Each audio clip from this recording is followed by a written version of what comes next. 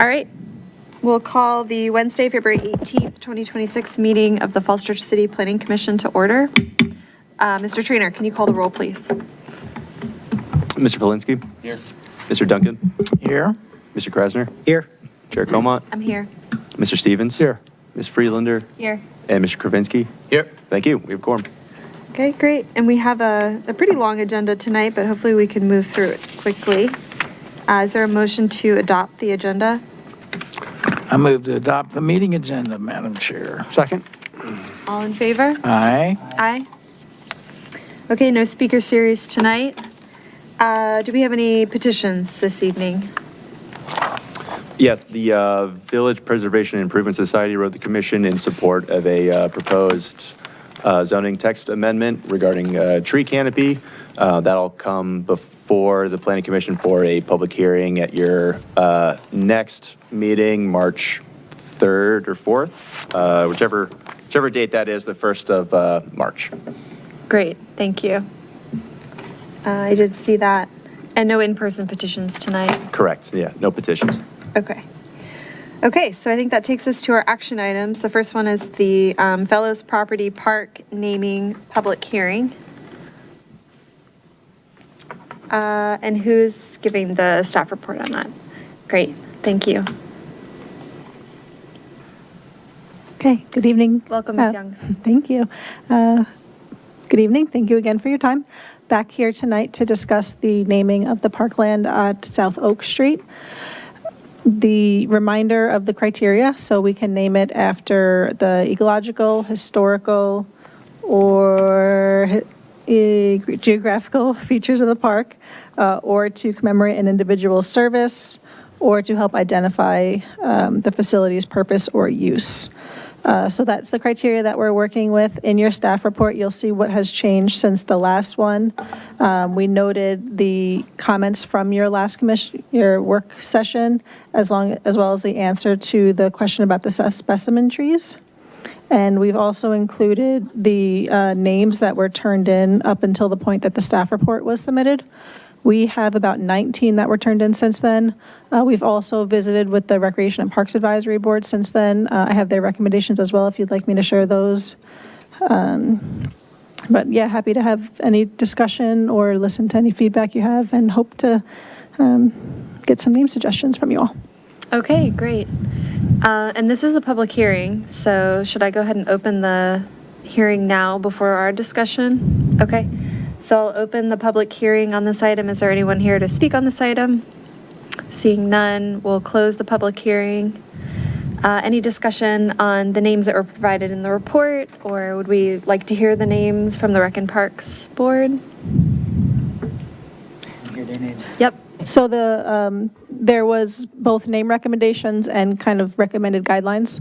So the recommended guidelines was to not name it after a person or a family, to not name it after Oak Street Elementary, so not using the word Oak, just to not have confusion with the school and the park location.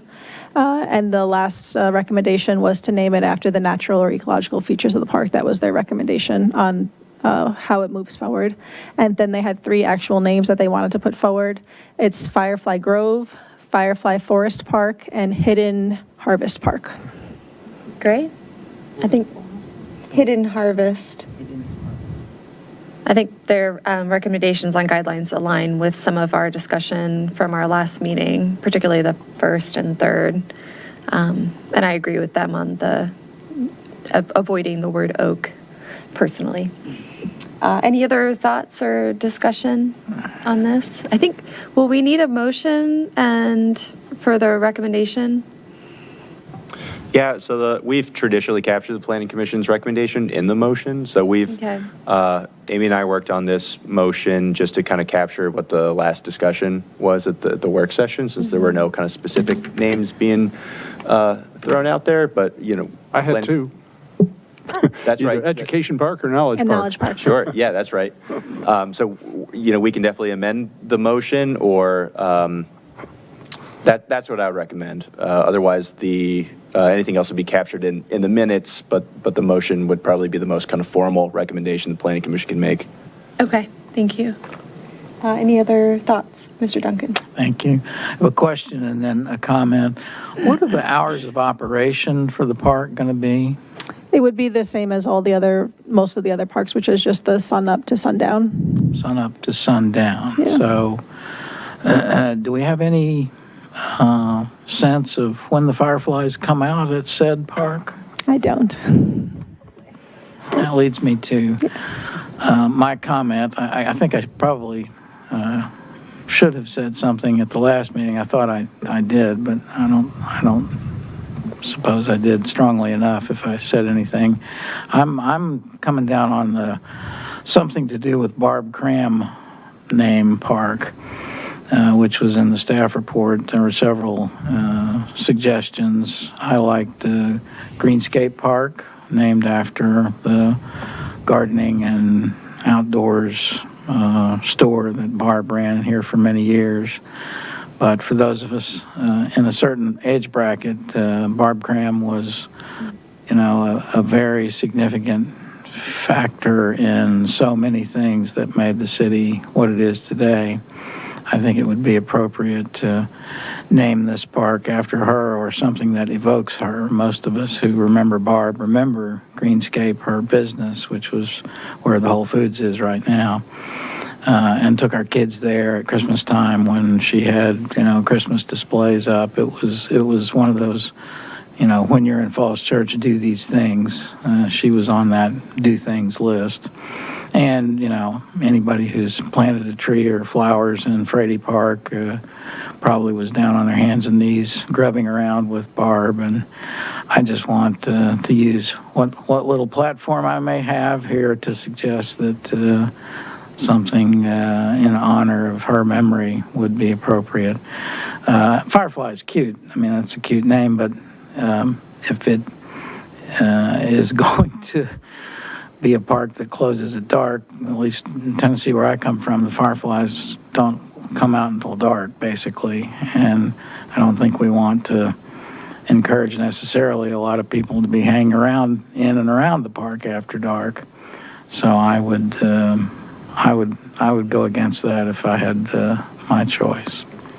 But thanks for all the effort. It was great. And appreciate the staff report, again, adding the crucial factoid that we paid $4.7 million to preserve this land, whatever we're going to call it, which is, a very significant investment in open space and trees and plants and all the good things that are in the space that is to come. Thanks. Thank you. Any other thoughts? Yeah? Did you want to go? No, I don't have anything. Okay, thank you.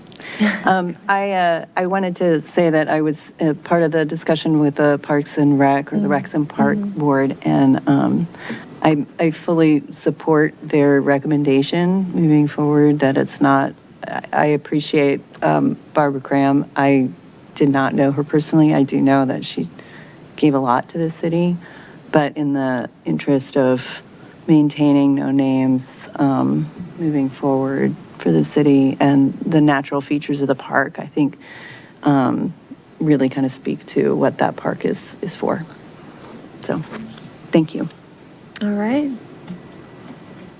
Go ahead, Brett. Since we're being asked for our 2 cents, I mean, I appreciate Mr. Duncan's concern about sort of, saying it's a place to go see fireflies, but technically it's closed.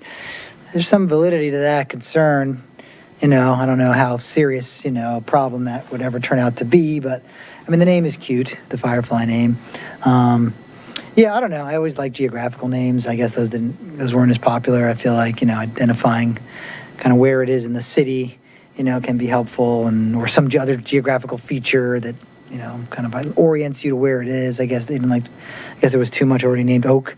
I don't think people would confuse the park with the school. I mean, they're right across the street from each other. I don't think you'd get lost if you were trying to find it on your GPS or something. I think that's kind of silly, but so something like that, that kind of identifies that it's next to the school. I don't know. There's some logic there to that. So I don't know if that should be completely discounted. But yeah, I don't know. I mean, it's at the end of the day, I think whatever we pick any of these names I think are totally fine, and people will hopefully get a little bit of enjoyment. It's a small space, but hopefully people will get enjoyment of it, regardless of the name. I mean, naming it after a person that was important to the city, I mean, that's also valid. It's hard, it's hard to build consensus to find a name. I'm sure if you really polled the whole city, you'd get even, every resident would have an opinion, about what it should be. But, I mean, the names that have been generally suggested, I think, are probably fine. But does the council makes the final call on That's this? correct. Yeah. Yeah. With recommendations from us. I guess and that's Rec why they and get Parks. paid the big bucks. And the They'll have to sort through the sort through this list and come to a conclusion based on our input. But I think we've raised valid points either way. So I'll just add my voice to the chorus that generally all the names are fine. But I'd vote for a geographical name just so people can know where it is without having to look it up. All right. Any other thoughts? You don't have to, but.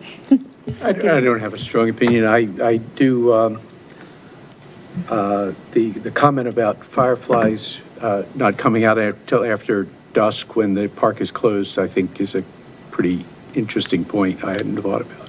But we should probably take that into, we don't want to encourage people to go looking for fireflies after the park is closed. I do like the hidden harvest. I also suspect I have a strong opinion, but again, not naming it after individuals, I think, is a good practice. So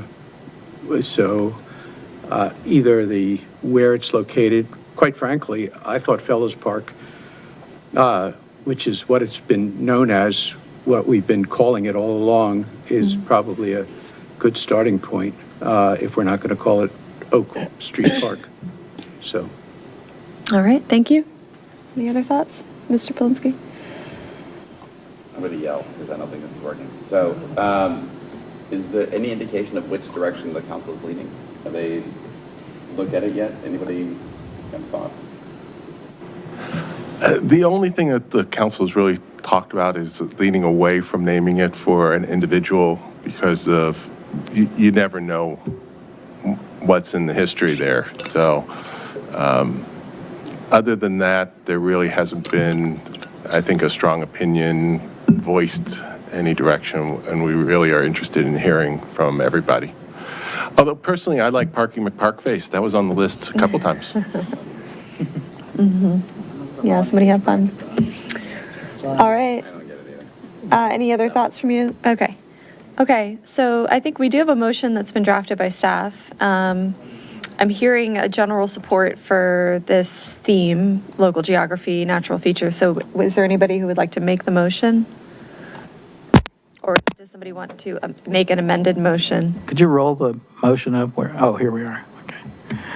Does that include place-based names that are specific to the park's local geography, natural features? You have to make a recommendation.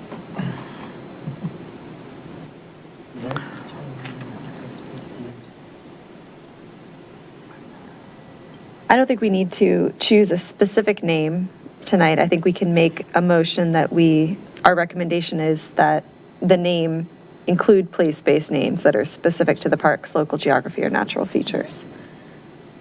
So the suggestion of Oak something, which seemed to be a contender, does that Do you want to include some examples, that Mr. hold up Duncan? in this motion? I mean, I can't imagine a name that's more specific to the park's local locality than Oak Street Park.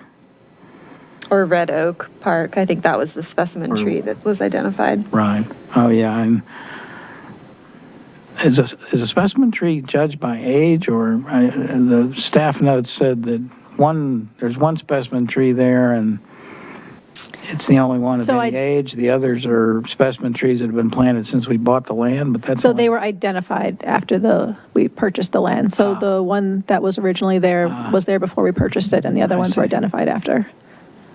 And that But as to which trees are picked as specimen trees, I the do not know senior the answer. specimen tree, according to your notes, is an oak tree. Is that correct? This was copied and pasted from what the staff gave me that knew better. I won't hold you But to that it. was, whatever's in the staff report is accurate. Anybody It else? was red oak, Yeah, it was oak of some sort was the Yeah. specimen. the oldest. I think there are multiple specimen trees on that site, but I think the largest, Okay, well, oldest was the red We have a oak. long agenda tonight. I'm not going to chew it on. I suppose there's nothing in this motion that would preclude council from choosing Oak Street something. Oak Park, Red Oak Park. No, yeah, no, I think So- that would be That would one of be the names that still would in be the- recommended by this Still in the motion. running. If it's still in the running to call it Oak Street something, then I agree with Mr. Krasner and Mr. Polinsky. Okay. Did you want to make the motion, or did somebody else want to make the motion, or an amended one? I'll make it. Okay.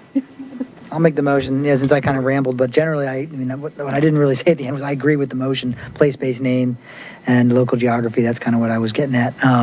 So I'll move as prepared. So in as far as the Parkland naming project for the property of what's known as the Fellows Tract, I would move that we recommend to the city council that the chosen name for the Fellows Park property include place-based names that are specific to the park's local geography within the city or natural features. Great, thank you. Is there a second? Second. Okay, any discussion on the motion? Would anybody like to make any amendments? Okay, and I think, Mr. Trainer, you can do a roll call vote. Mr. Polinsky? Yes. Mr. Duncan? Yes. Mr. Krasner? Yes. Mr. Stevens? Yes. Ms. Friedlander? Yes. Mr. Kravinsky? Yes. And Chair Comont? Yes. Thank you. Motion passes. Okay, thank you. Thank you all for your time. Thank you.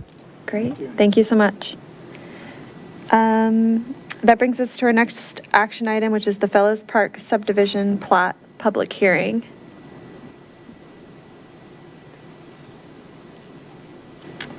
All right, welcome. Hello all.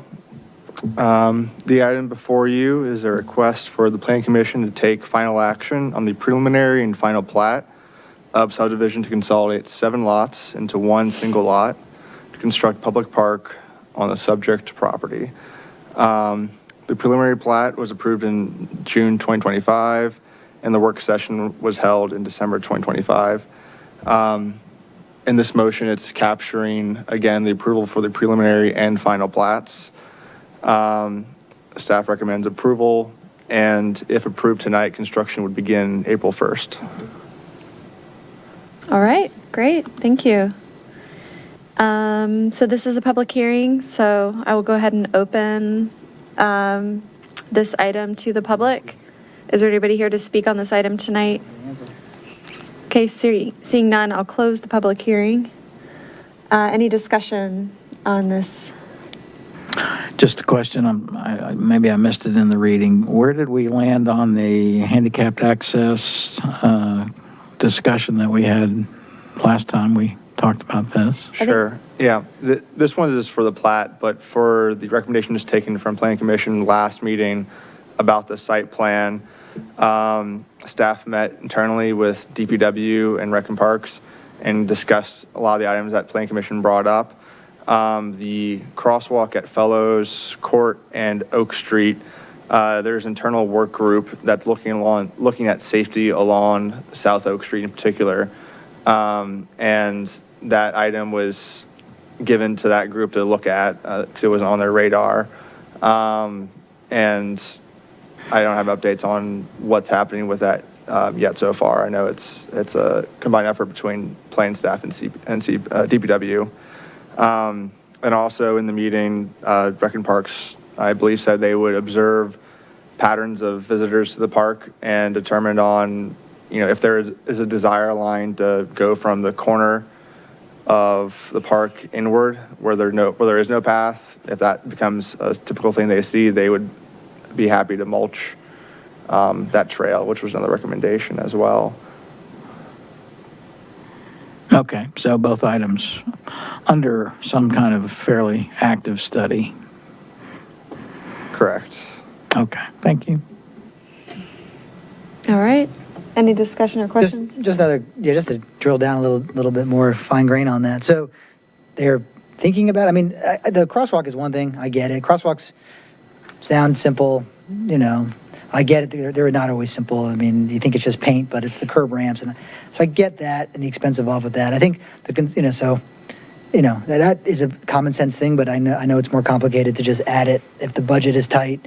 I get that. But the other side, we were talking about the access, and the fact that we wanted to maintain, what was like a deteriorated, hazardous, broken up asphalt, decades old driveway as like a parking pad for park maintenance vehicles, and not improve that. I mean, I think that was a safety concern. It was a hazard. I mean, I think we were at least I know I was pretty adamant about that part of it. So, was there at least some consensus from staff that was like low-hanging fruit, that could easily be done? I believe, I don't know if Al's on the call, but I believe that is Al going to. has his hand raised, actually. Oh, sorry. Oh, Yeah, go I'm ahead. sorry, if there are people online, by all means. Yeah, go ahead, Al.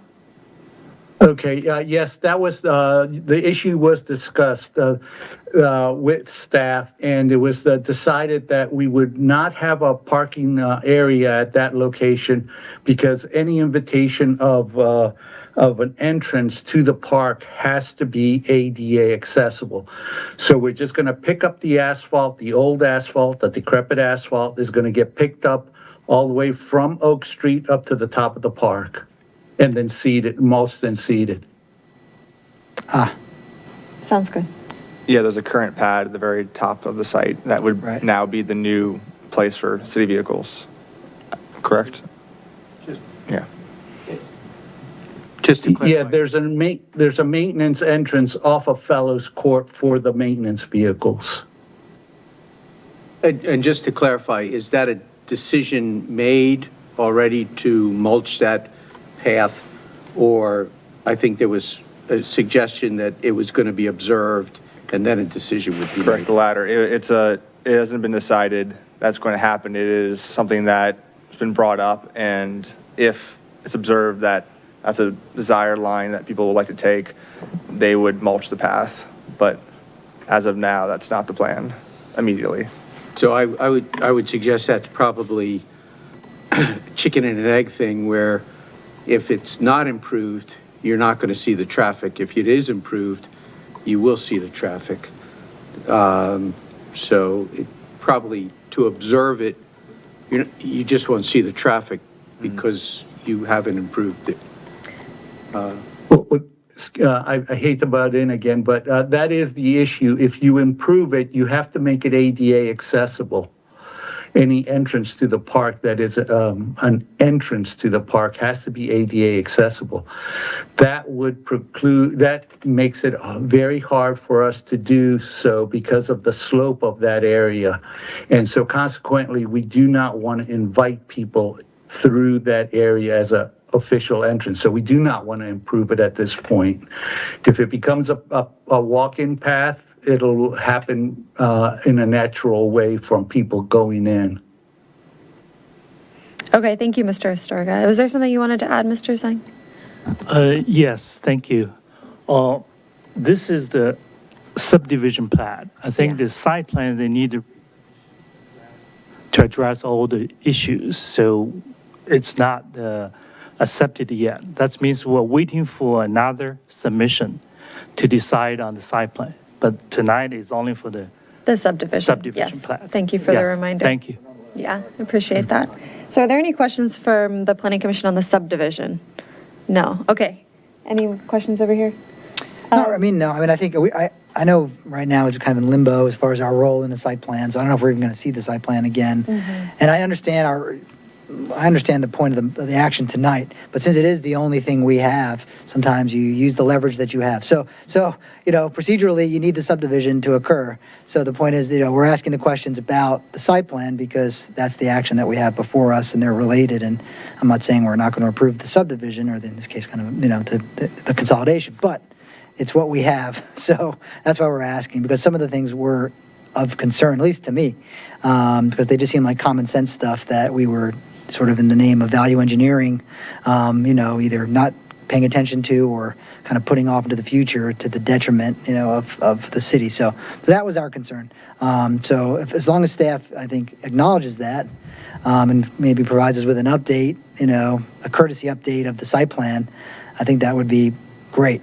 And I know I'd feel a lot better voting for this subdivision if we, were given an update of the site plan process as a courtesy. We don't have a formal role in the site plan, but later on when the resubmission comes in, I'd love to see how it progresses.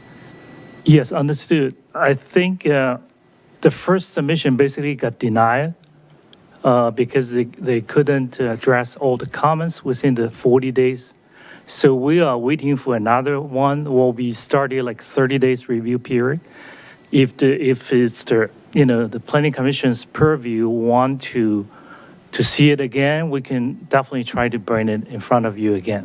I think there's definitely interest from the commission. Yeah, but remember that will be like a 30-day review instead of 40 days. So we'd have to have the timing Yes. would need to work out. Yes. Yeah. Yeah. Thank you, Mr. Singh. Okay. Okay, would anybody like to make, the staff has prepared a motion. I think it's, yes, thank you. I'm happy to do that. Okay, Mr. Stevens. Whereas the Planning Commission finds that the proposed subdivision application meets all applicable requirements of the city's subdivision regulations, which is Chapter 38, and zoning ordinance, Chapter 48, as they are currently applied, and the proposed subdivision is consistent with the comprehensive plan. And whereas the proposed subdivision application is to consolidate the existing 7 lots into 1 lot to construct a public park located at 500 South Oak Street. And now, therefore, I move that the Planning Commission grant approval of preliminary and final plats of subdivision to consolidate lots 1 through 7 into 1 lot. Thank you. Is there a second? Mr. Gravinsky with the second.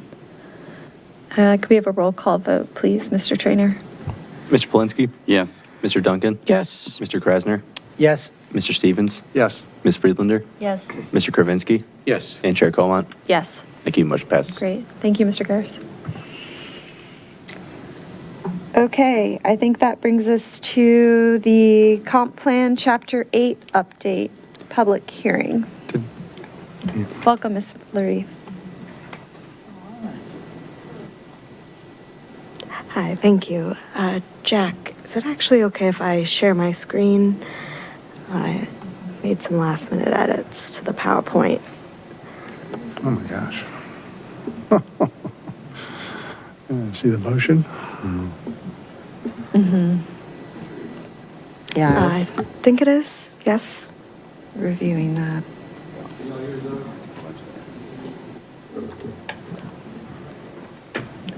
All right. Hello, thank you for having me. I am here for the update to Chapter 8 of the Comprehensive Plan, titled Community Building Blocks, Community Facilities, Infrastructure, Utilities, and Public Services. Today we are requesting the Planning Commission hold a public hearing and make a recommendation to City Council on the updated draft of Chapter 8. We previously were here for a work session on January 7th of this year with a very similar version of the draft. As an update, the updates that were made to the draft since you have last seen it are that the vision statement was revised based on the Planning Commission's guidance, adding references to public utilities and increased readability. There was additional context added to how the schools serve as community spaces to both sections 2.3 on community centers and section 2.6 on schools. We also added additional photos of school buildings and updated a few other photos throughout the chapter. We added references to the National Joint Utilities Notification System, which is the system used by telecommunication companies and Dominion to communicate about completing projects and therefore removing cables and removing the double poles. In addition to adding references to that system, we also added strategies for the city to advocate for better use of that system. And that was added to both sections 5.1 on telecommunications and 5.2 on electricity. We also added some additional language expanding on how the chapter will be used, particularly in a budgetary context. That notes early on in the chapter on page 4. Anything that has been added since your previous session is highlighted in gray in the chapter. All right, and quickly to go through the proposed vision statement, the changes are in red. So civic infrastructure and services serve as building blocks for a healthy, thriving community. To build for the future, the City of Falls Church must maintain and evolve its built facilities, public utilities, and government services to support a high quality of life and prepare for growth, demographic shifts, and a changing climate. Facility design and service delivery should prioritize accessibility, efficiency, and innovation, and reflect a commitment to continuous improvements. Together, these investments should honor the city's unique identity and heritage and stand as an enduring source of community pride. All right, so to quickly summarize the process to date, as I know you've seen at several points, we started this, looking at this chapter in March of 2024, reviewing best practices, and the previous chapter, we followed that with kickoffs with Planning Commission, Public Utilities, and City Council, and then began doing our partner interviews and preparing the first draft. After that, we moved into 3 months of public engagement where we presented the draft to City Council, Planning Commission, Public Utilities, and various other boards and commissions, as well as community engagement events. Based on the feedback we heard from that community engagement period, we revised the chapter and produced a second draft, which is what we presented to you on January 7th. At the previous work session we attended. We then took that same draft as well as the matrix with the Planning Commission's comments and all responses to City Council on February 2nd. And that brings us to today, February 18th, where we are requesting a public hearing and recommendation to Council, which if that goes well, we'll be going to a public hearing with City Council on March 9th. To keep this moving, I will leave it there. Thank you.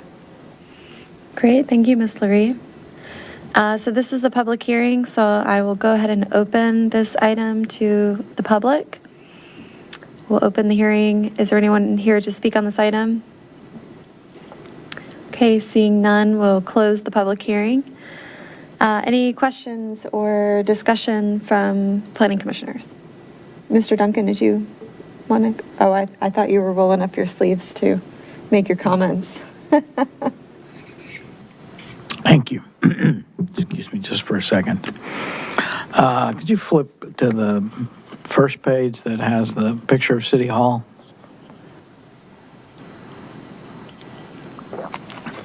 And then later in the document, there's another picture of City Hall.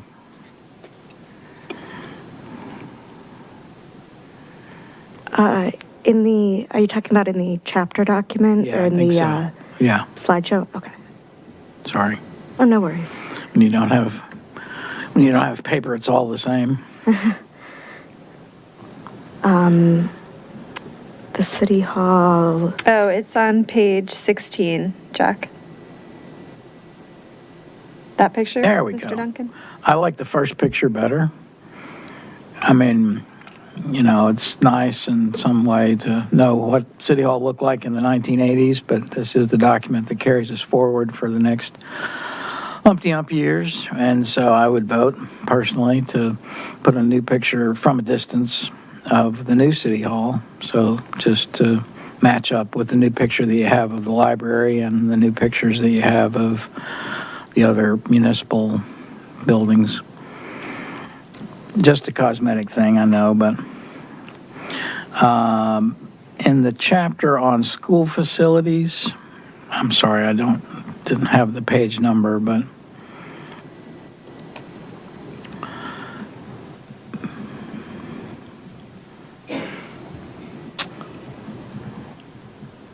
yes, this is good information here. The chart is the chart on the next page that shows capacity of the buildings, and yes, there you go. Just to call the public's attention to the fact that each of the school facilities that we have are below capacity, in some cases well below capacity, which is good news. Shows that somebody around here has been keeping up with things and building accordingly to accommodate a growing city. There was a sentence, perhaps it was on the next page or right before that, that I didn't quite, no, I think it was right after that. Evaluation of needs. Yes, that sentence. Long-term school facilities will require existing capacity. Long-term school facilities will require existing capacity. I didn't really understand what that meant. I seem to be a little lost in it too. I think that You think must there have- might be a word missing or a phrase that, I'm not quite sure what. Long-term school facilities will require, Yeah, I I think don't know something- where, I don't know how to finish that sentence, and so maybe you could go back in your notes and see what the original. Additional capacity? I don't know. I think additional got cut. Additional instead of perhaps. existing, is that, so sub out existing and put in The additional? only thing that fits. Yeah. Okay, well, Well- thank you, Mr. Stevens. I wasn't clever enough to figure out what might have been there, but. I don't know if it's true or not, but. Yeah, I don't know if, I'm not sure I agree with it, but at least I understand it. We'll Okay. Go back and figure. That's good. Thank you very much. The other one was under the Washington Gas chapter or section, public utilities. And it was just I think just a missing word, gas, which had us appealing to or doing something with or for Washington, but I think it meant to say Washington Gas.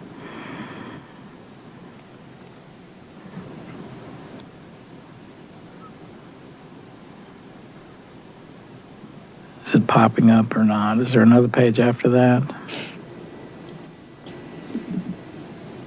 City's next steps, maybe? Sorry, I was trying to read this on my telephone screen, so I didn't write down the line numbers. Well, if you can't find it right offhand, I'll see if I can dig back and find it. I think it's in the first sentence of the second paragraph. First sentence of I the see where second. you, to date, annual meetings are not held with Washington. Yes, that's it. Thank you very much. We Yes, can that's exactly get that right. corrected. And finally, Mr. Krasinski has several times brought up the matter of undergrounding utilities, and there's a nice picture that you have here of a god-awful example of how too many wires on, an existing pole is really an eyesore. There you go. That's a damning picture, isn't it? And here we are, worried about every little thing in Falls Church, and we just sort of take for granted that these spider webs are hanging over our heads all the time. This is not so much a comment on the content of the document, which I think is good, but it's just a reminder that, maybe we need a new strategy for dealing with this problem. Maybe we have the 5 worst cases in the city of ugly utility wires and see if we can shame the utilities and cable companies into doing something about those. And so over a period of some number of decades, we might, the document says that we have an expectation of undergrounding in some circumstances. And I would just urge us all, staff and Planning Commission and Council too, to try to spend a little time thinking about this every year so that we might move the ball down the field by calling attention to situations like this, which is well illustrated in the document. Anyway, thanks. Of all the important things that we do, we staff, we city, it strikes me that we've done our very best to try to keep up with growth and modern standards and so forth, and have done, an okay job with City Hall. It's got its weak spots, as we all know. It's not maybe what we might hoped it would have been. Same with the library, although I think the library probably scores a solid B, maybe a B plus on the scale. City Hall, gentleman C, maybe C plus. It's a reminder that, we need the same sort of sustained attention on the facilities that the public uses and that the staff uses as the attention that we shower upon the school facilities, which are, as noted earlier, in terms of capacity, keeping up with modern times very well. Since I was involved in some of the work that got all that done, I'm partly guilty. Letty always would remind me that we needed to do more for City Hall, and my point was, well, we need to do something in our lifetimes about City Hall, because just dithering over it endlessly is not a good idea. But this chapter does a good job of calling attention to the fact that we have some work left to do, especially as it concerns, and finally, the property yard, the situation up there, the photos that you've got in here of, boxcars and temporary buildings. I mean, it's not up to our standards. And I think the language that you have there opens the door sufficiently to consider the Gordon Road area for a combined property yard and public safety use. At least I hope that's how I read it. That's how I want it to be memorialized in this document, because I think we ought to have some serious discussions about whether making more room in City Hall for current staff by moving public safety up to a combined metro complex that would include the property yard at the Gordon Road area is something that we should spend some time on. Anyway, thanks very much for all your hard work. Thank you. Thank you, Mr. Duncan. Any other comments or questions? No? Mr. Kravinsky? I'll just follow up on Mr. Duncan's comments about the telecommunications. I'm assuming that the city right now, or municipalities in general in Virginia, have very little leverage in terms of undergrounding requirements, and that's the reason it's not very forceful to say, we are encouraging concurrent undergrounding with the power lines. And I understand that. Where I do think we have a little leverage, and you added a good paragraph here about the National Joint Utilities Notification System, but it is somewhat, in my mind, passive, just to acknowledge that there needs to be communication. If the lawyers allow, I think we need to be a little bit more forceful to say, tying the removal of the double poles and the cables to renewal of the franchise agreements. And I don't know if that's feasible or not, but just to say that Dominion has to communicate with the telecommunications companies, there's no there. To say they have to communicate, and the telecommunications companies have a legal requirement to move the cables, and Dominion has a legal requirement to pull down the double poles. I think that would be a little bit more forceful statement if we could add that, if that's a legally sound thing to say. But right now, it's simply saying Dominion has to tell the telecommunications companies, and then it sounds like the telecommunications companies can say thank you very much and not do anything, the way it's written. But my guess is that we have a little bit more legal standing with our franchise agreements to require them to actually, within 1 year or 6 months or 3 months, to actually move the cables, and Dominion within a year or 6 months to actually pull the poles down. So I would encourage a little bit more proactive language there in that paragraph, if that's possible.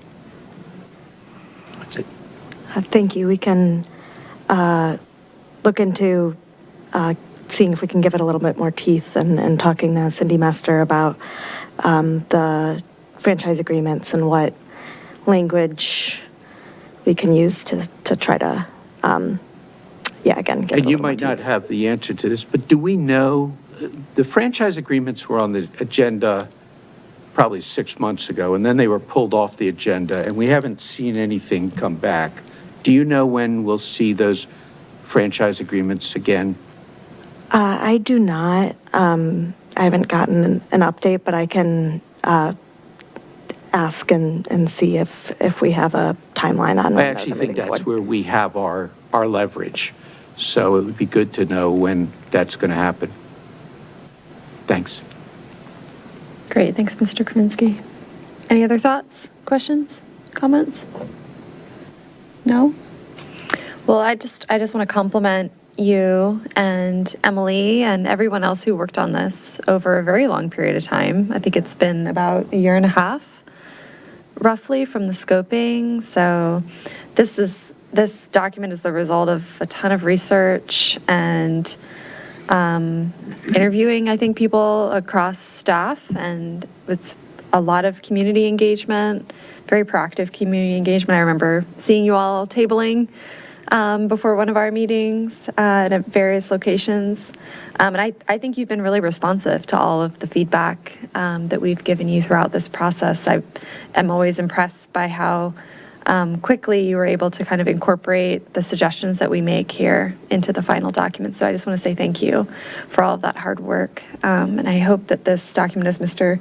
Duncan said, is one that will take us into the future across a lot of different realms of really important public services. So any other final comments or questions? No, if not, would somebody like to make the motion? The motion is quite long. I believe the motions on our comprehensive plan chapters have gotten a bit longer recently, which, take a deep breath. Everyone. I want to give my all for the staff by trying to get through it, but I'm not sure. So proposed motion is TR 24-28. That's correct. All right. Want to do it, Mr. Duncan? Yeah, I will. All right, thank you. If you'll allow me. If I can't make it across the finish line, pick me up and carry me like at the Olympics. Resolution to amend the City of Falls Church Comprehensive Plan to update Chapter 8, Community Building Blocks, Community Facilities, Public Utilities, and Government Services.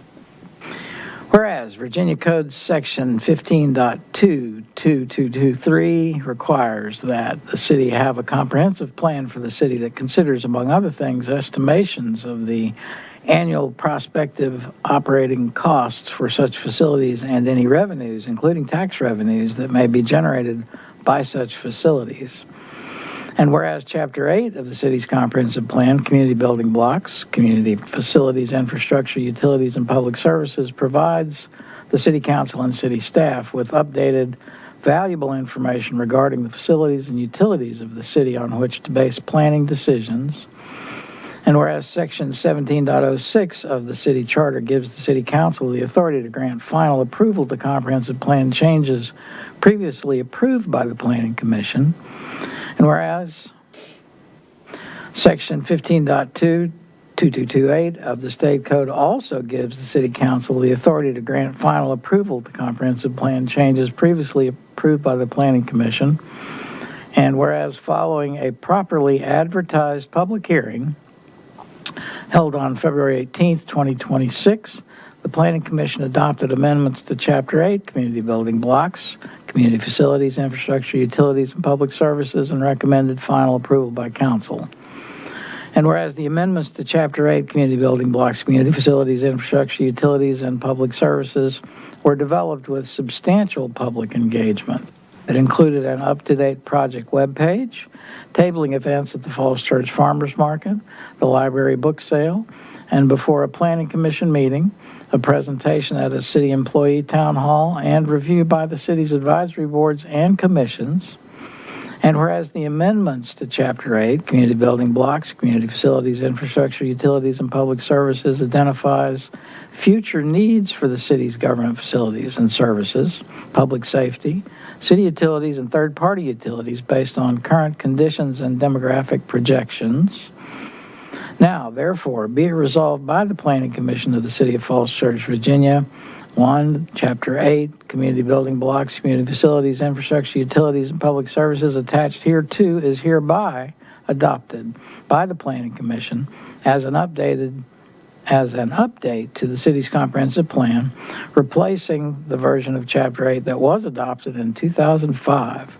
And 2, that the Planning Commission recommends that the City Council grant final approval of the updated Chapter 8, Community Building Blocks, Community Facilities, Infrastructure, Utilities, and Public Services.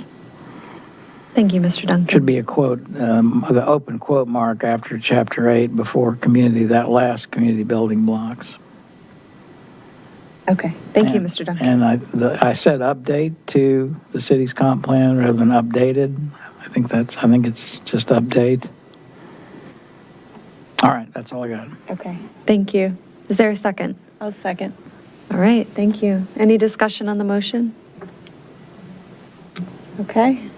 I think we can have a roll call vote, please. Mr. Trainer? Mr. Polinsky, Yes. Mr. Duncan, Yes? Mr. Krasner, Yes. Mr. Stevens, Yes. Ms. Friedlander, Yes. Mr. Kravinsky, Yes. Chair Como. Yes. Thank you. The motion passes.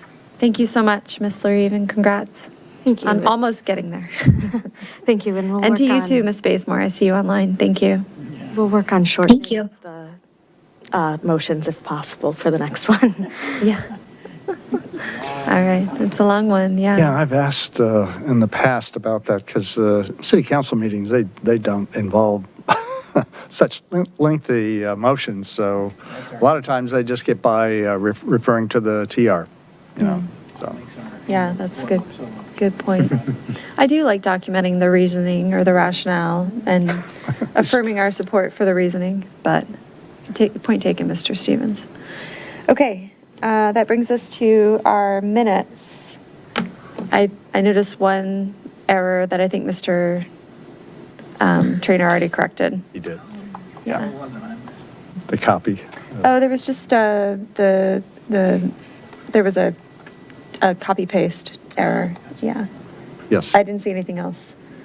Do we have to do these individually, or can we, if there's any, did anybody catch any other issues with the minutes?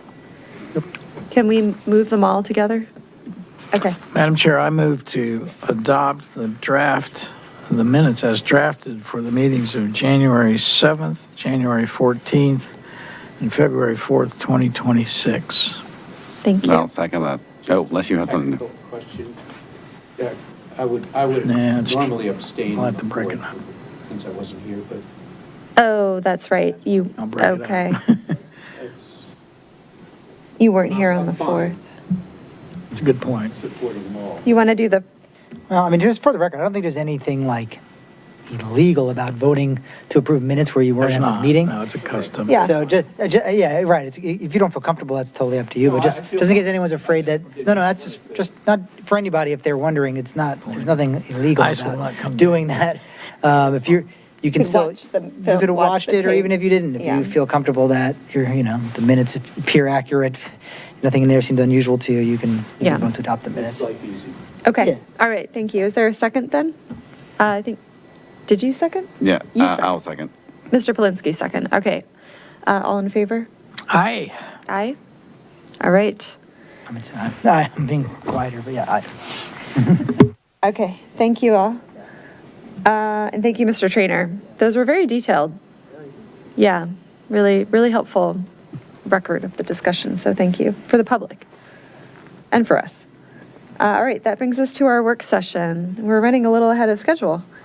That is hard to believe. So the first item is the CIP fiscal year 27 to 32 work session. Welcome. Thank you. How are you, Ms. Sopsey? Nice to see you. Thank you. Hang on, I'm trying to get set up here. And good. All right, slides. right. We're just starting right in, right? Yeah, I think we're ready for you. Okay. Thank you. Good evening, Planning Commissioners. I'm Caitlin Sobsey. Pleased to be here tonight presenting to you all the proposed fiscal year 2027 to 2032 capital improvements program. You can hear me, right? As you know, the CIP is the primary way that we invest in public infrastructure, and each year serves as a roadmap to realizing the city's vision. Tonight represents a critical first step in our annual CIP and budget process, as the Planning Commission's role to consider and recommend the 6-year plan is provided for in City Code and Charter and is required before the city manager's budget presentation to council later in March 23rd. The next slide, I have an agenda.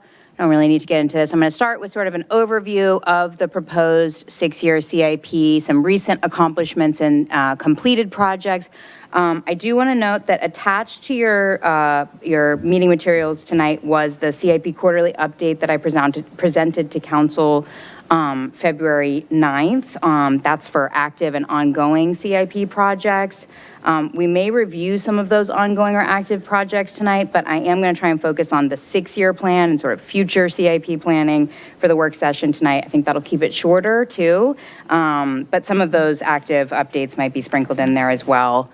And then we'll go through the 10-year pipeline, some funding sources, unfunded projects, and capital reserve updates, close out with some other updates and schedule and Q&A and comments at the end. The sort of big picture, I think it's easier if we start with the big picture before we sort of zoom in. The total proposed CIP for the 6-year plan is $162 million. That is higher than last year's total of $148 million, primarily due to some new grant sources. Fiscal year 27 total only is more modest at $19 million. As a reminder, that's what is appropriated in the final budget ordinance for the CIP is just fiscal year 27. But we are going to talk about sort of the total 6-year plan a lot tonight. Also, the CIP is made up out of these 4 funds: the General and School Fund, which houses IT, public safety, public facilities and schools, and parks programs, totals $20 million. The Transportation Fund totals $100 million. And then the Sewer and Stormwater Enterprise Utility Funds, which total $33 and $9 million for the total 6-year of $162 million. Our theme this year is sustaining a state of good repair, which reflects our priority of infrastructure reinvestment and renewal, and the city's commitment to maintaining our existing facilities, taking care of what we already have, and keeping those reliable. And the full CIP document and budget is available to the public now at the link shown here. And of course, hard copies were provided to the commission before tonight as well. On the next slide, I have some completed projects, recent CIP accomplishments. As we reported in the 2025 year in review, we had 18 capital projects completed in 2025, which I think was a record. Some highlights include the Community Center HVAC project, pictured here, the synthetic turf replacement at Meridian High School, the Berman Park Playground replacement, as well as the Berman Park Trail Crossings project, and 5 neighborhood traffic calming cases, including the one on Annandale Road, which is shown here. Getting into the next slide, we're going to talk about priorities. So in November, at our kickoff meeting with the Planning Commission, we shared our preliminary staff priorities, which are shown here. Our first priority is infrastructure reinvestment, which aligns well with our theme of sustaining a state of good repair. Progressive multimodal transportation is our second priority, really focused on advancing safety and accessibility, and also advancing Vision Zero and Complete Streets goals. Is still a key priority. Our third priority is strategic project development. This is sort of continuing the progress that we've made in project delivery in the CIP, which is what we've focused on in our priorities the last couple of years. We're also focused on improving project development, which is sort of where projects originate from and really start from. On the next slide, on that note, our first priority in infrastructure reinvestment, some projects that aligned with this priority that are in the proposed 6-year plan that are new or proposed projects. In the transportation program, we have the traffic signal infrastructure projects. There are 5 proposed intersections in the transportation program this year. These are traffic signals and mast arms that have been evaluated by our staff and prioritized because they're determined to be in need of replacement. And we've prioritized the highest deficiencies or shortest lifespans remaining first. So that first one, Broad in Pennsylvania, is our highest priority. This is a little bit of a different approach than past intersection projects, where really the project scopes are really focused on critical infrastructure, safety, and accessibility. So replacing mast arms and ADA upgrades are the key project scope focus. We've recommended these for local funding in the 6 years so that we can get one signal done every 1 to 2 years, keep the costs low, and keep the schedules a little bit faster pace than what we've seen with some of the previous like grant-funded big intersection multimodal streetscape projects. So we have 5 of those that are in the 6-year plan. We have another 5 traffic signals that are sort of the next 5 priorities that are included in the 10-year pipeline as well. Another project in transportation is the pedestrian bridge at Cavalier Trail Park. This is a structurally deficient footbridge on the north end of Cavalier Trail Park that is recommended for funding in fiscal year 27 with RSTP funds. Those are sort of prior year RSTP funds that the city already has. And then another one is paving along Washington and Broad. This is part of our primary extensions. This is a grant that we have pending for pending grant application that we have right now for paving along the eligible sections of our primary extensions, Broad and Washington. Another critical infrastructure system that we have and maintain is our sewer system.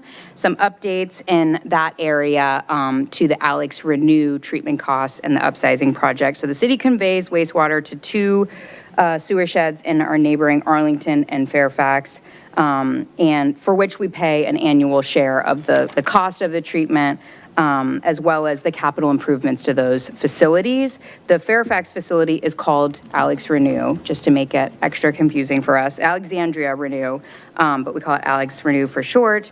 In fiscal year 26, just actually in January, the city finalized a purchase agreement for additional conveyance and capacity from Fairfax for the Alex Renew facility. So we've been anticipating some increased costs for treatment, the annual treatment costs related to that additional capacity that we now have.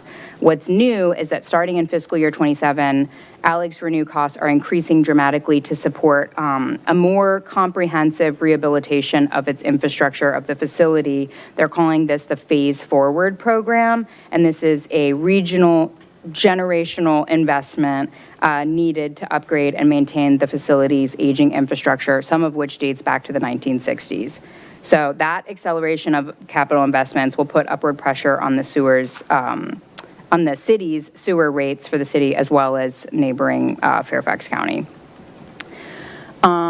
Also related to our infrastructure reinvestment, we have some big priorities in facility reinvestment, sort of where I'm going to kind of talk through this flow chart and hit a lot of projects. These are all in sort of the facility, public facility, and some public safety programs in the general fund. Following the same overall sort of theme that we've laid out, first, we have in Navy taking care of what we already own. So in fiscal year 26, actually in the last budget amendment, there's a facilities condition, and this is not CIP, but it's informing the CIP, so I have it shown in a different color there. But there's a facilities condition assessment that the general government and schools are collaborating on together and conducting in fiscal year 26. That will inform our future projects that we have in fiscal year 28 through 32 for the school facility, and this is CIP now, that will inform future CIP projects in the school facility reinvestment program. And in the parentheses there, I have the page numbers for those in the budget book, and also our general government facility reinvestment. So out of that FCA or facility condition assessment will have some future CIP projects in those program areas.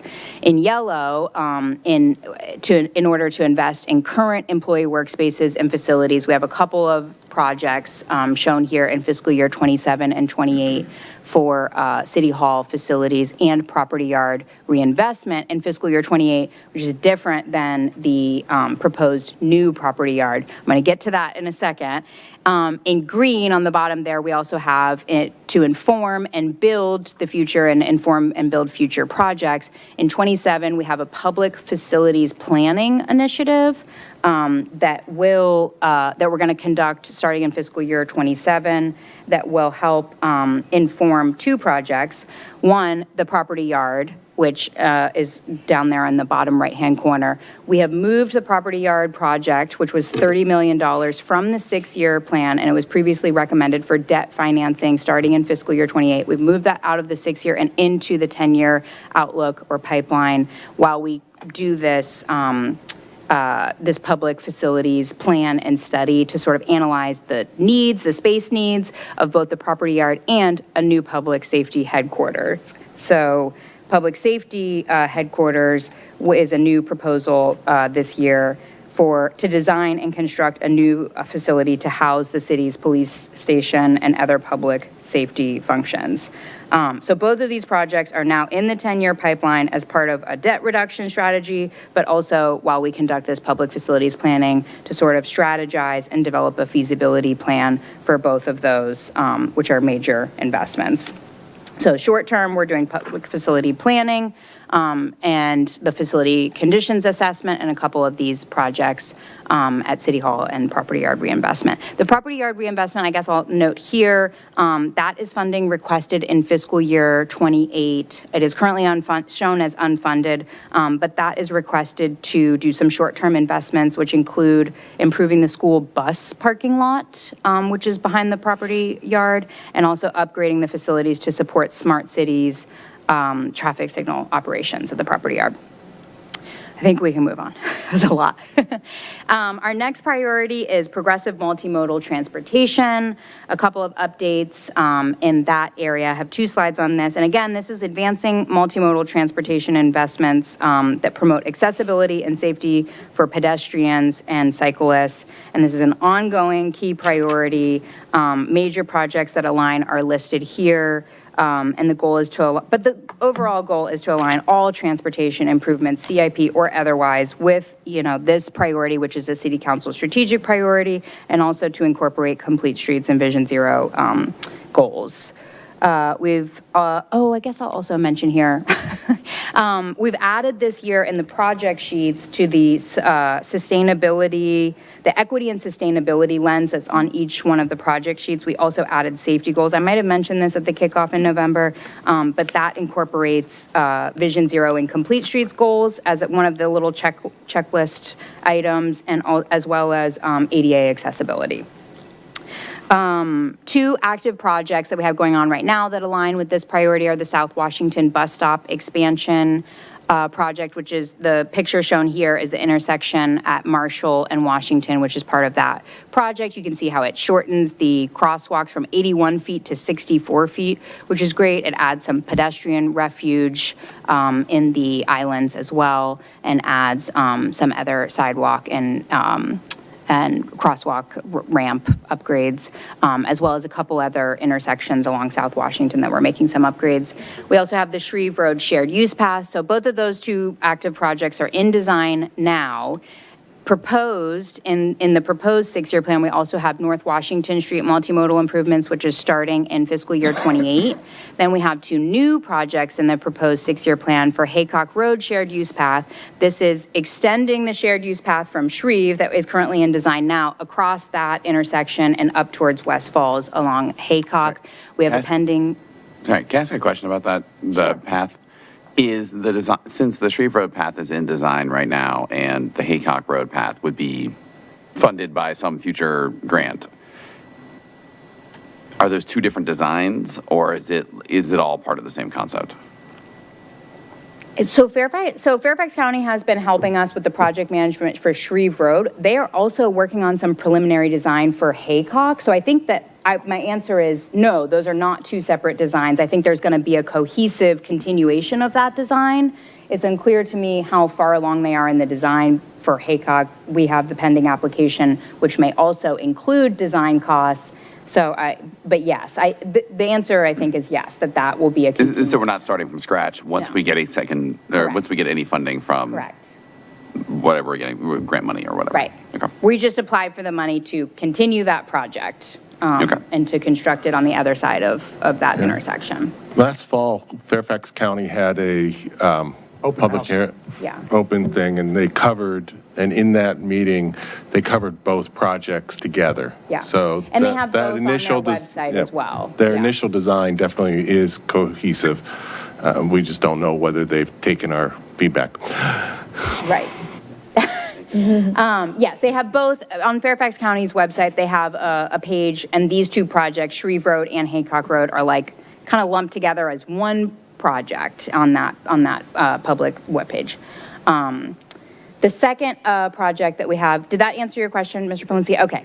The second project that we have, also pending grant application, same program with MBTA 70%, is the Annandale Road Multimodal Improvements Project, which is along sort of the corridor of Annandale Road from the Maple and Annandale, the roundabout intersection, to the city limits, like along Annandale. I think I'm ready for the next slide. Continuing progressive multimodal priorities, we have some additional projects that are aligned with this. Active projects going on right now include, under Bike Master Plan, are the east-west connection. This is a project that is ongoing right now. We also have neighborhood traffic calming. In the area of neighborhood traffic calming, we have the Greenway Downs project, which is in construction right now and should be finishing construction this spring, but there are also nine ongoing NTC cases in that program.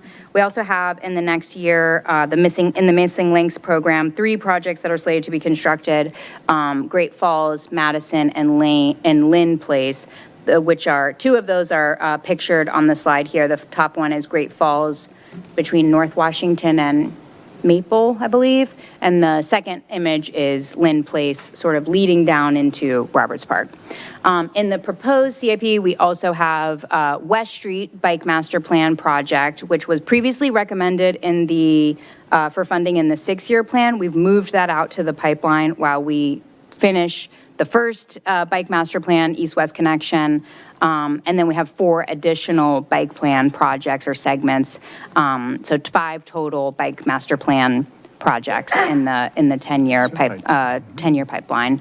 And then in the Missing Links program, we have, in addition to sort of our ongoing Missing Links projects, we have starting in fiscal year 29, South Lee Street, which is a larger sidewalk project along South Lee that the city studied last year as part of the Oak Street Elementary sort of safe routes to school technical assistance grant that we received from VDOT. So we have preliminary concepts and estimates for that, and we have scheduled that in the 6-year CIP.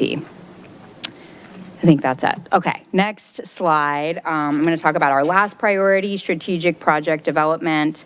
And some of the strategies that we've used. This is sort of detailed more in the overview section of the budget books on section 1, page 4 or 5 maybe.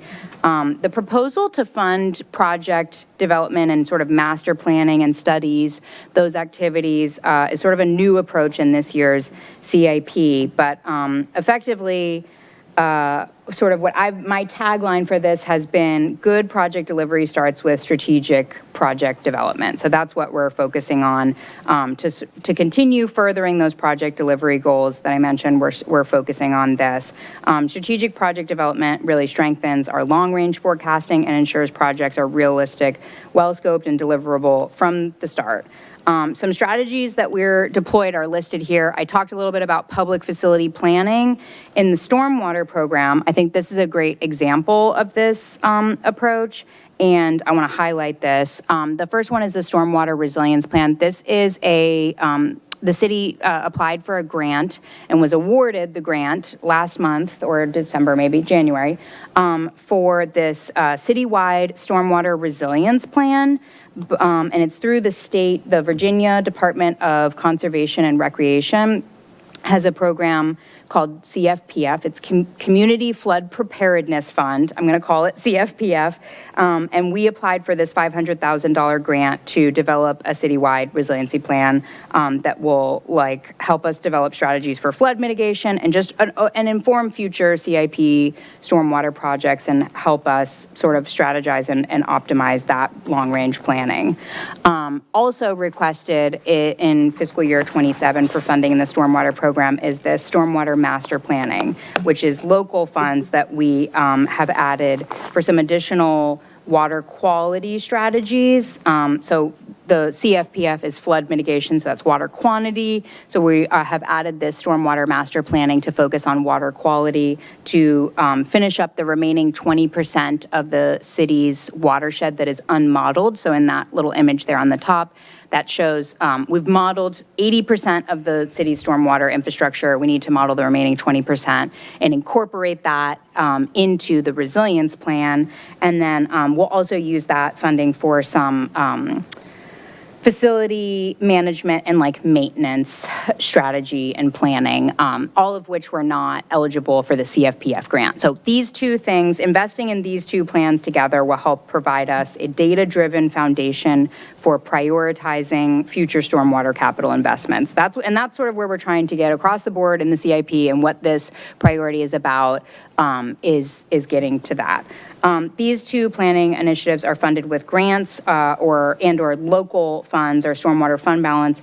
It is worth noting that we have added some other projects in the stormwater program that will be funded with debt starting in fiscal year 29, I think. So, and as we add future projects, like if bigger future stormwater projects come out of these, and we add those until the 6-year plan, that will also put some pressure on the stormwater rate. And so if this is something that we continue investing more and more in, the rates will increase to support those investments. In the sewer program, we also have another comprehensive study and master plan starting in fiscal year 27 for $880,000, I believe. Again, this is to evaluate our overall sewer system and guide our long-range planning and infrastructure investments. And both of these will inform future CIP projects, as I mentioned, and just help us take a more proactive strategic approach to capital investments in those programs. Another strategy that we've deployed is taking advantage of these technical assistance and planning grants. We've done this a lot in transportation. I mentioned the VDOT grant that we used for the Safe Routes to School to develop that South Lee Street and project and Missing Links program. And then the third strategy is this last bullet here, project development annual funds. In transportation, we've been doing this for a while now. We have $100,000 of annual local funds that go into transportation project development. We have added this year that same thing in stormwater. These are funds that support grant applications and grant writing and preparation for staff.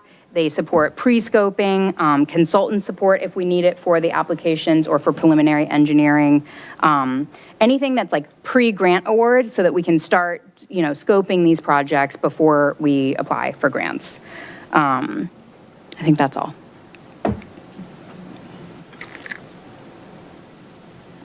The next thing I'm going to talk about is the 10-year pipeline or 10-year outlook. I'm trying to rebrand this as the pipeline, so I want to get away from the 10-year outlook.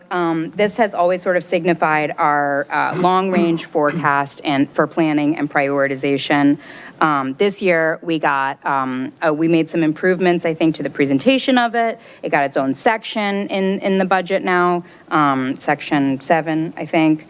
And we added these new modified project sheets for each one of the projects. There's 33 total projects in the 10-year pipeline, and each one of those this year has a modified project sheet that provides more details, like a project description and benefits, so you know what the project is. Last year, we got some feedback that 10 10-year outlook was a great list, but it didn't have a lot of information about what the projects were. So we have added that, as well as on those project sheets, sharing some information about current level of project readiness. So how much development, like we just talked about with the strategic project development, how much development has been done by staff so far or needs to be done to be considered. And on the graphic on the screen there, I sort of have in the blue bubbles some things that inform what goes into the 10-year pipeline. So these could be infrastructure needs from engineering inspections or reports. It could be long-range planning or comp plan projects. It could be council priorities or community priorities. Once things are in the 10-year pipeline, in our funnel here, in order to be funneled or filtered through the 10-year pipeline and into a future 6-year CIP, there are some things that need to happen. Those include additional scoping, staff capacity, making sure that we have the staff resources to implement and deliver the project, and a funding plan. Some of these projects, when you look at those project sheets, some of them have checked off or indicated on there that we do have potential future funding sources or grant opportunities that we could apply for. So I think that's a good thing to look at as far in coordination with the project readiness, is like, are there future grant opportunities that we could also apply for? As I mentioned, there's 33 total projects in the pipeline right now, but some highlights or some things that I've already mentioned tonight: the property yard, the public safety headquarters projects, Roberts Park renovation. This is part of our park master plan implementation, but this is a full park renovation. So similar to like what we're doing at Fellows right now, it is not a playground replacement. It is the full park, and it includes potentially adding an additional entrance to Roberts Park. The future sewer capacity purchase. This is something that also used to be in the 6-year CIP, that we would purchase more capacity, and I think fiscal year 30 for Alex Renew. We've moved that into the pipeline because we really are not counting on that. We have to wait, and it depends on future growth and development whether or not we need to do that capacity purchase. So that's a reduction in debt that we had in the sewer program. The West Street bike connection that I mentioned, Lincoln Ave multimodal. This is what we're now calling Greening of Lincoln Phases C and D, which are primarily transportation scope that are currently unfunded, which has been reported on previously. We've moved that into the 10-year pipeline and called it Lincoln Avenue multimodal. And then the additional 5 traffic signals that I mentioned earlier, also another 5 stormwater projects. And those 2 on the bottom, I think, have a higher readiness. So again, looking at those modified project sheets and reviewing sort of what's more ready and could be advanced. I think our vision for the 10-year pipeline is, it's not a definitive list of projects. There's no schedules associated with it, right? It's not like a commitment, but I do think it could be a really good opportunity for the Planning Commission and the public to give input to staff on what we prioritize to continue developing. We may be able to use some of that project development money that I talked about in transportation and stormwater to advance some of those projects. But it's really, I think, a really good way to communicate to staff what we need to focus on doing that additional scoping, staffing, and funding for. Next slide. I think we're almost done. I feel like I've been talking a long time.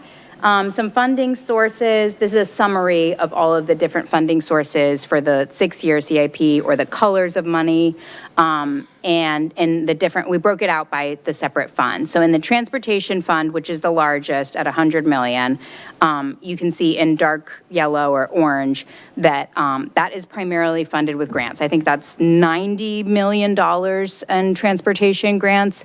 The rest of it is funded with PAYGO, or the light yellow is always like local. So PAYGO or CNIE funds in transportation. In the sewer utility fund, we have a significant amount of debt that is in the sewer fund, separate from the general fund. We have local funds in yellow, and then purple and blue, we have the sewer fund balance or sewer availability fees. Same thing in stormwater, we have some sewer fund balance as well in purple shown. We also have the orange grant funds in stormwater. I'm excited about that because I think that's $4 or $5 million of grants in stormwater that we have over the 6 years that's a lot more than we had a couple of years ago in stormwater. So that's that's a good development. In the general fund, we also have the yellow for local funds, PAYGO. We have light blue for capital reserve, which has been decreased from 10 million to 5 million this year.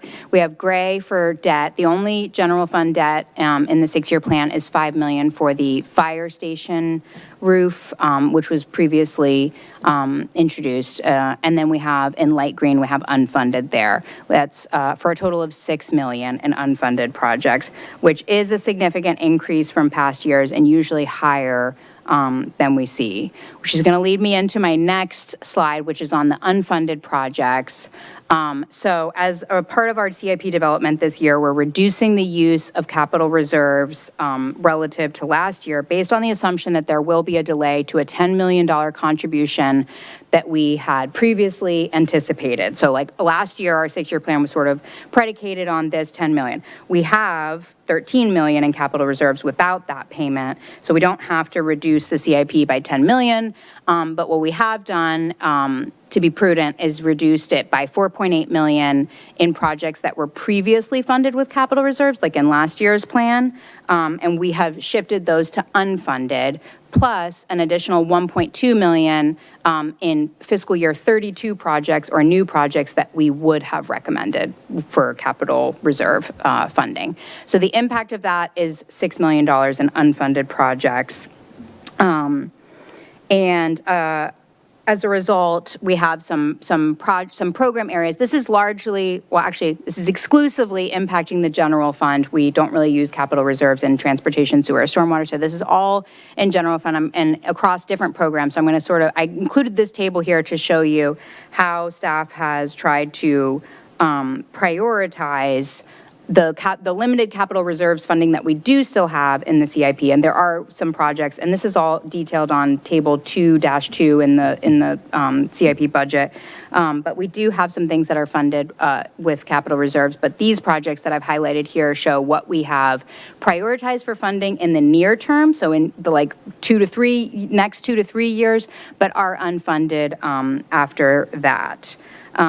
So, for example, the first one there, IT core infrastructure, that is funded with capital reserves in fiscal year 27 and 28, starting in fiscal year 29 through 32 for a total of $500,000 that is unfunded. Same thing with public safety, the fire hydrants, that is funded in fiscal year 28, but in FY 30 and 32, we have 372, allocations of 375,000 that are unfunded. And staff has recommended recommended this funding as sort of part of our aligning with our priority of infrastructure, critical, state of good repair, or things that are sort of not discretionary, like like in public safety, the Fire Station 6, we're under agreement with Arlington County to pay for those capital improvements. Those are funded.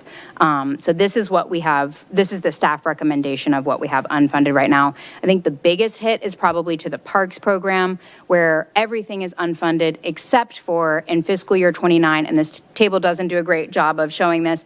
In fiscal year 29, we have the next synthetic turf replacement funded. That is the only thing that is funded right now. Everything else is currently recommended for unfunding, including three different playground replacements, starting with West End playground replacement in fiscal year 27. That's what that 350,000 is.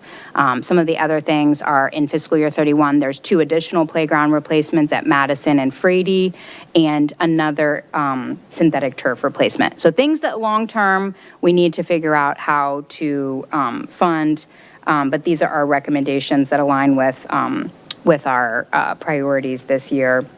The bottom line, I think, is that the CIP is a financially constrained plan. It always has been. And so these are the constraints that we're working in right now in order to fund different projects, particularly in fiscal year 27. There is something else in the general fund that we would have to make unfunded or deprioritize in order to fund this with capital reserves at least. Okay, so I'm going to close on a more exciting positive note. Some exciting updates that I have include our CIP story map revitalization. Thanks to our new GIS manager, Tim Dolan, we now have a revived CIP story map on the website. I have linked it here, but the CIP story map is an interactive map of all active, ongoing, and completed CIP projects, as well as some of our general infrastructure or maintenance projects. We plan to continue making improvements to this, maybe possibly adding some like future proposed projects in there as well, for the public to be able to see those. So this is sort of a soft launch, but I am excited that the map's usefulness to the public is restored. Some other improvements made to the CIP website, like our CIP page where this budget document is available on, are also relatively new. Web manager Joshua Supernaut made some really great improvements to that. I'm just giving all the shout outs now. And also in partnership with communications, the communications team will be doing another special edition CIP focus newsletter later this month. But like before the end of February, we'll do another one of those newsletters that will just be focused on CIP. That'll probably share more information about the CIP quarterly update earlier this month, and some other project developments and information about public meetings, park naming, whatever we have going on, all things CIP. And I think that's it. I think the next slide is maybe our schedule. So tonight we're here for the work session, CIP work session. I'll be back March 4th for the public hearing and recommendation at the Planning Commission. And then March 23rd is when city manager and school superintendent present their fiscal year 27 operating and CIP budgets to council. In April, we'll probably have a CIP work session with council. And then May 11th is what we're anticipating for final adoption of both the operating and CIP budgets. And then July 1, fiscal year 2027 begins. With that, is there another slide? That's it. Thank you. We're going to open up for comments and questions. I have Amanda Brain, our DPW director, here tonight for questions and comments, as well as Allie Golden, our CIP grants manager and knower of all things transportation. So we are ready for your questions and comments if you have them. And thank you. Excellent. Thank you so much, Ms. Topsy. That was a really great presentation. Super thorough, but a really nice, high level too. So I always appreciate how organized you are when you come to us. So thank you for that. Okay. This is a work session. So bring all of your questions and comments. Who would like to begin? Danny? Yeah, go ahead. I would start. First off, thank you for all of that. That was a ton of stuff, and I appreciated I don't know if we've had this conversation before. Really appreciate the printout. It was much easier to go through and have conversations about. I had a question about you had said back on the unfunded items and the items that are not the unfunded item, but the things that are pre-CIP. So the 30-something things that are in Pipeline? process. The pipeline. Thank you. That was pipeline. the magic word I was looking for. You had said something about having the Planning Commission influence or bring thoughts, bring conversation. What is the best way for the Planning Commission? Because in this conversation, it's printed, it looks good, it's fairly locked in. Yeah. For things in the pipeline, what is the best way for the Planning Commission to influence the 28 to 33 CIP or future ones that we're working on? I think that's something that we're developing. I think that's something that's kind of evolving, and that's, I just shared with you tonight, just now, that that's sort of the vision for this going forward. I think it's a good opportunity for you all to provide input on that. I can see next year maybe looking more specifically at the pipeline at our November kickoff. Before we really start and get into CIP development, I think that would be a good place. I mean, I also think it's not too late now to provide that input for fiscal year 27. If there are certain priorities that you would like to see more attention. Yeah. Right, because I think Ms. Kaman and other members of the Planning Commission, we have a lot of blanks on the upcoming schedule. It might be a good opportunity, if it's in a slower period, for us to use some of that time to think about post 33 or post 32 timelines and things that we want to get in the pipeline.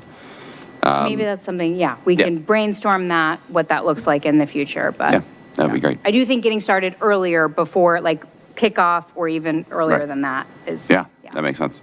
So going back to the unfunded slide, I knew I wanted to get there eventually. It looks like a lot of the stuff for the parks came out.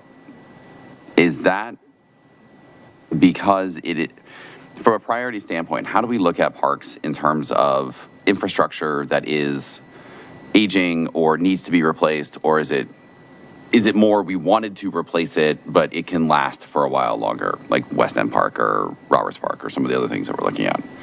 My sense is that, so the parks that has an advisory board, and my sense is that those things are sort of developed based on community input, and the Parks and Recreation and Parks, I always say it backwards. Yeah, that's right. Advisory board, their input on those things, and the existing condition of the facilities, right, for playground replacements.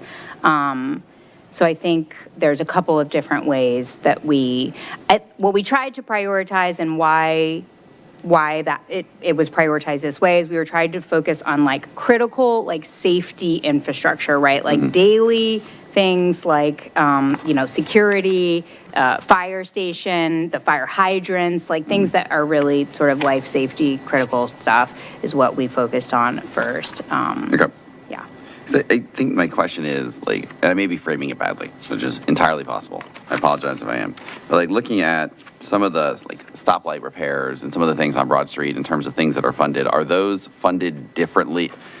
Are these optional, I guess is my question. Are those funded differently and that's why that's not an optional? Differently. So there's different sources of local funding that goes into the transportation fund that are different from general fund. So like we have a certain amount of local money and transportation, a certain amount in general fund. So we can't there's no flexibility in terms of like They're not somebody's. fungible. They're not fungible at all.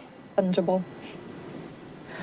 Could we say like, If they're transportation. somebody could bike through a park, that's transportation. But not you know, between, like, we can- those items, right? So I'm just looking at one of the traffic signal master arm pages. That's the NVTA 30% funds, which are local funds, but those are for transportation. Those are restricted to transportation projects. It would be hard to make the case to the Northern Virginia Transportation Authority that a playground would be an extension of a transportation. And they're also at the end of their useful life, right? Those mast arms. Correct, Yeah. right. And so I guess It's kind of a parks, public as a result, safety. then get lumped in with the general fund. Yeah.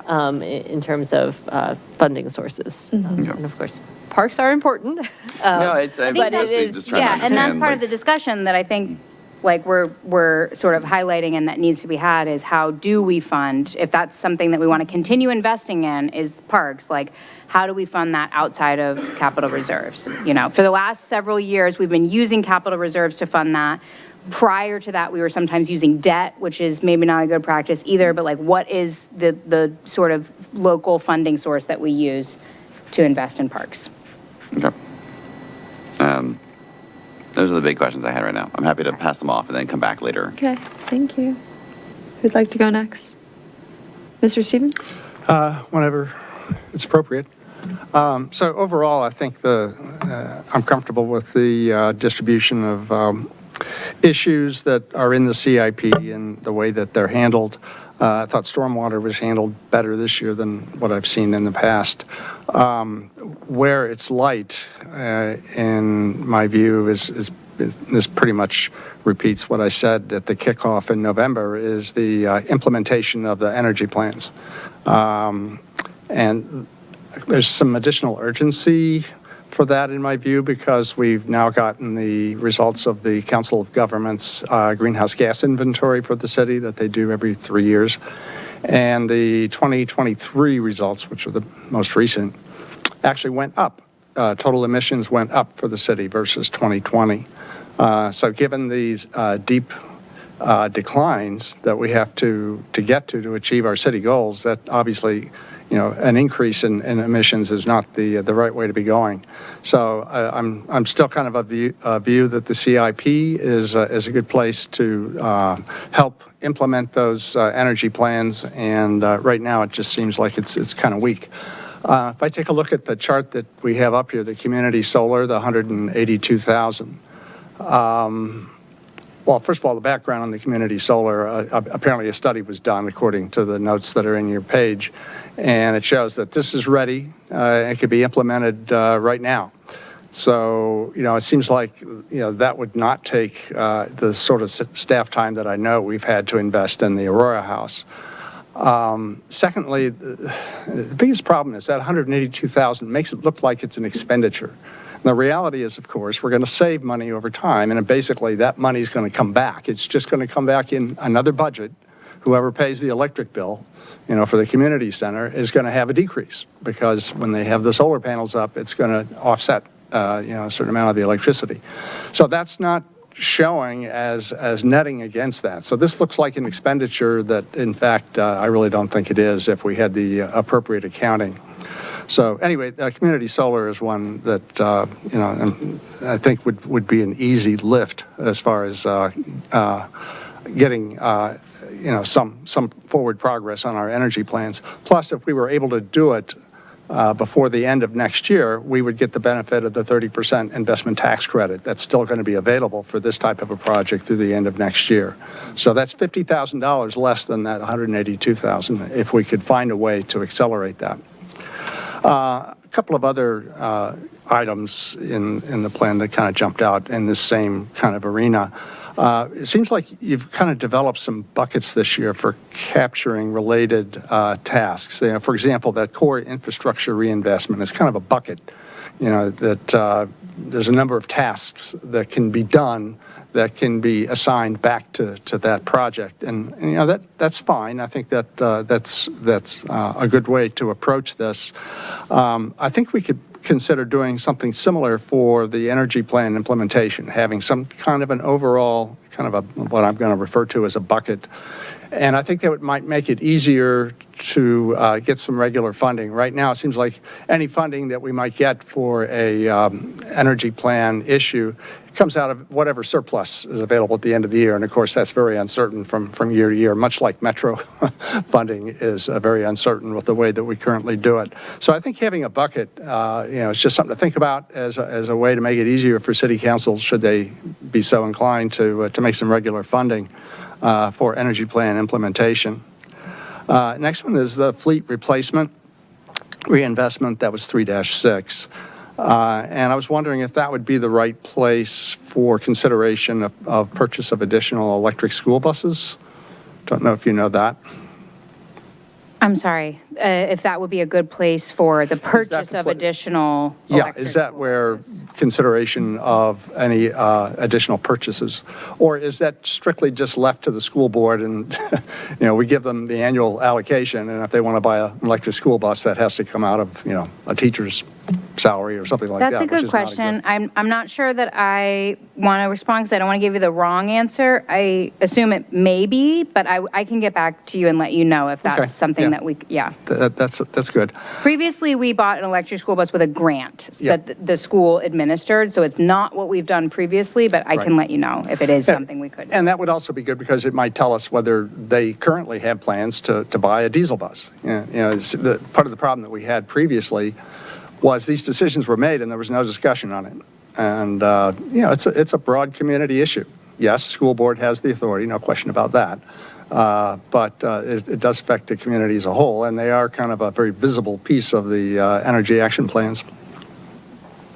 And I was also wondering in that same regard whether we have a schedule under the fleet replacement of, what vehicles are being considered right now, which are, just traditional energy, or which ones are actually electric vehicles, if we have the ability to know that at this stage.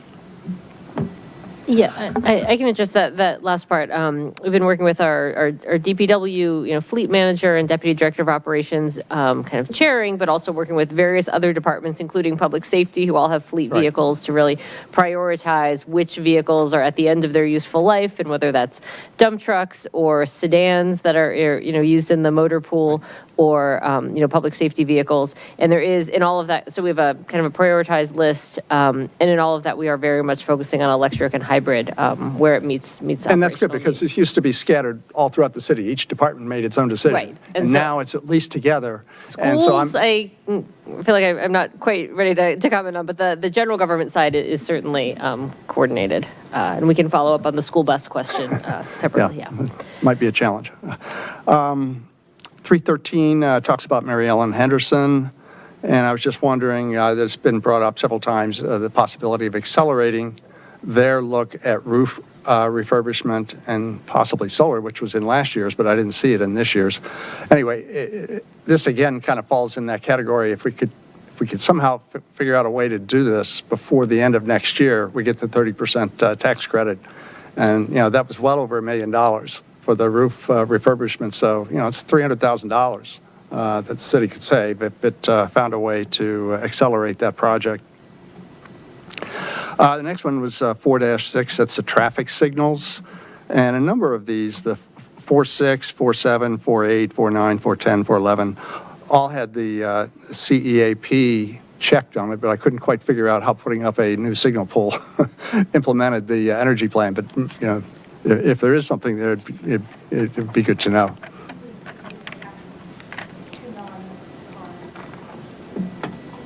ADA access to non-car.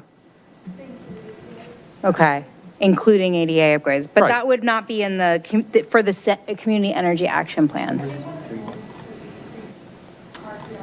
Oh, car-free alternatives in the community energy action plan. Maybe that's, yeah. So we can look at we have the detailed checklist that shows us exactly which goal it does check off in the community energy action plan. Yeah. But we think that because of the ADA upgrades associated with those intersection projects, that would be promoting car-free alternatives in the city. So walking instead of driving. I guess that's, we Bit can of a look stretch, into it. but, okay. Let's see, the next one was 413. That was the bus stop expansion. And this is just kind of a somewhat casual comment, but it was $6.4 million for 6 bus stops.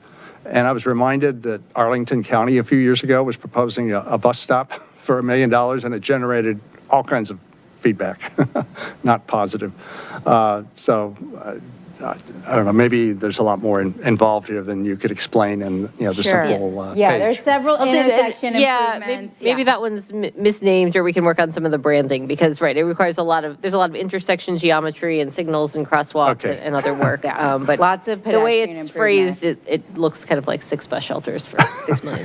The full name, I will say, and it's a long one, so I don't always call it by, I say South Washington Bus Stop Expansion. The full name is South Washington Bus Stop Expansion and Access to Transit.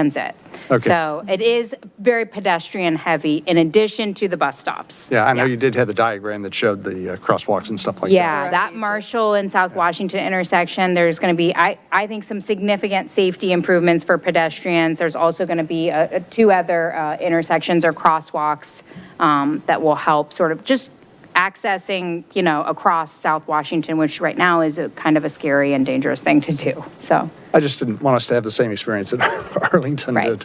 So, the next one was 418 North Washington Multimodal, and I was just wondering if there's a schedule out on that as far as when public input will occur. So far, it's been just kind of a concept and listing that we have a grant, but not much beyond that. Yeah, the grant funding comes in FY '28, which I think that maintains what it was last year. And we have been talking internally about the need to do some more planning and scoping, including public engagement around this project. Yeah, it's that public engagement In fiscal year piece. 27. In before 27, 28, yeah. But before we kind of start on design, there's some really scoping and engagement and planning work that needs to happen. The other thing I was a little concerned on that one is that we've done some work recently on at Jefferson Street and Washington, as well as Columbia and Washington, with putting in new ADA ramps and some other kind of curb.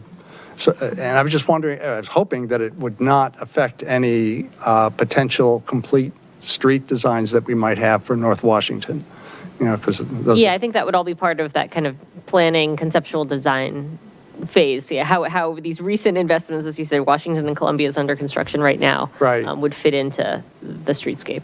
Right, especially if we're planning, and hopefully we are, a bike path along there, protected bike path of some kind. So I don't know, having those ADA ramps just put in, it would be a shame to have to modify those in some regard. So the last item I had was where you mentioned a few moments ago about the 10-year pipeline. I think that is a good opportunity. I could see, for example, a project like solar canopies, which were originally proposed for Meridian High School as part of their plan to get to net zero. That was the original plan for Meridian. We're kind of a long way from that now. But putting in a parking canopy, again, one of these things that there's a large upfront investment, but it does offset other costs that can be used in effect to net out the initial cost. So anyway, my point is just I like the idea of the pipeline, and I would hope that we can use that as a place to put in some of the energy plan implementation activity. And I think that's all I had. Thank you. Great. Thank you, Mr. Stevens. Anyone else? Questions? Thoughts? Oh. I don't have too much, so maybe I'm sure others have more than me, but I'll jump in maybe.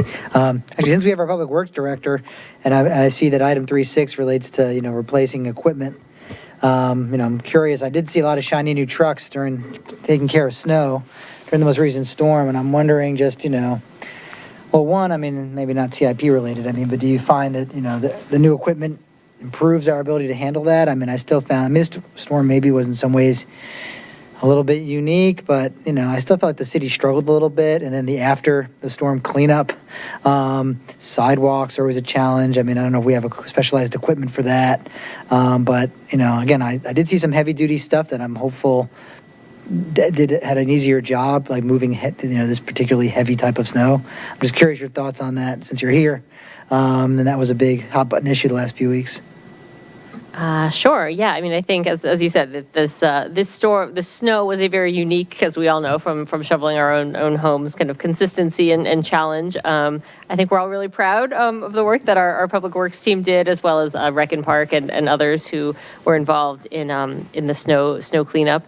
Yeah, we have a lot of, and I think the kind of strategy that was used, which was kind of evolving over time with our staff, in terms of at some points having the front loader like breaking through the ice, and then with the more experienced driver, and then two plows following behind. They were kind of in these convoys, and they were looking at the different zones, and ordering things, and looking at how to best strategically attack the snow. And so obviously there are, we're going to be doing some after action conversations, as many places are. And we, used a lot of in terms of the equipment that we had.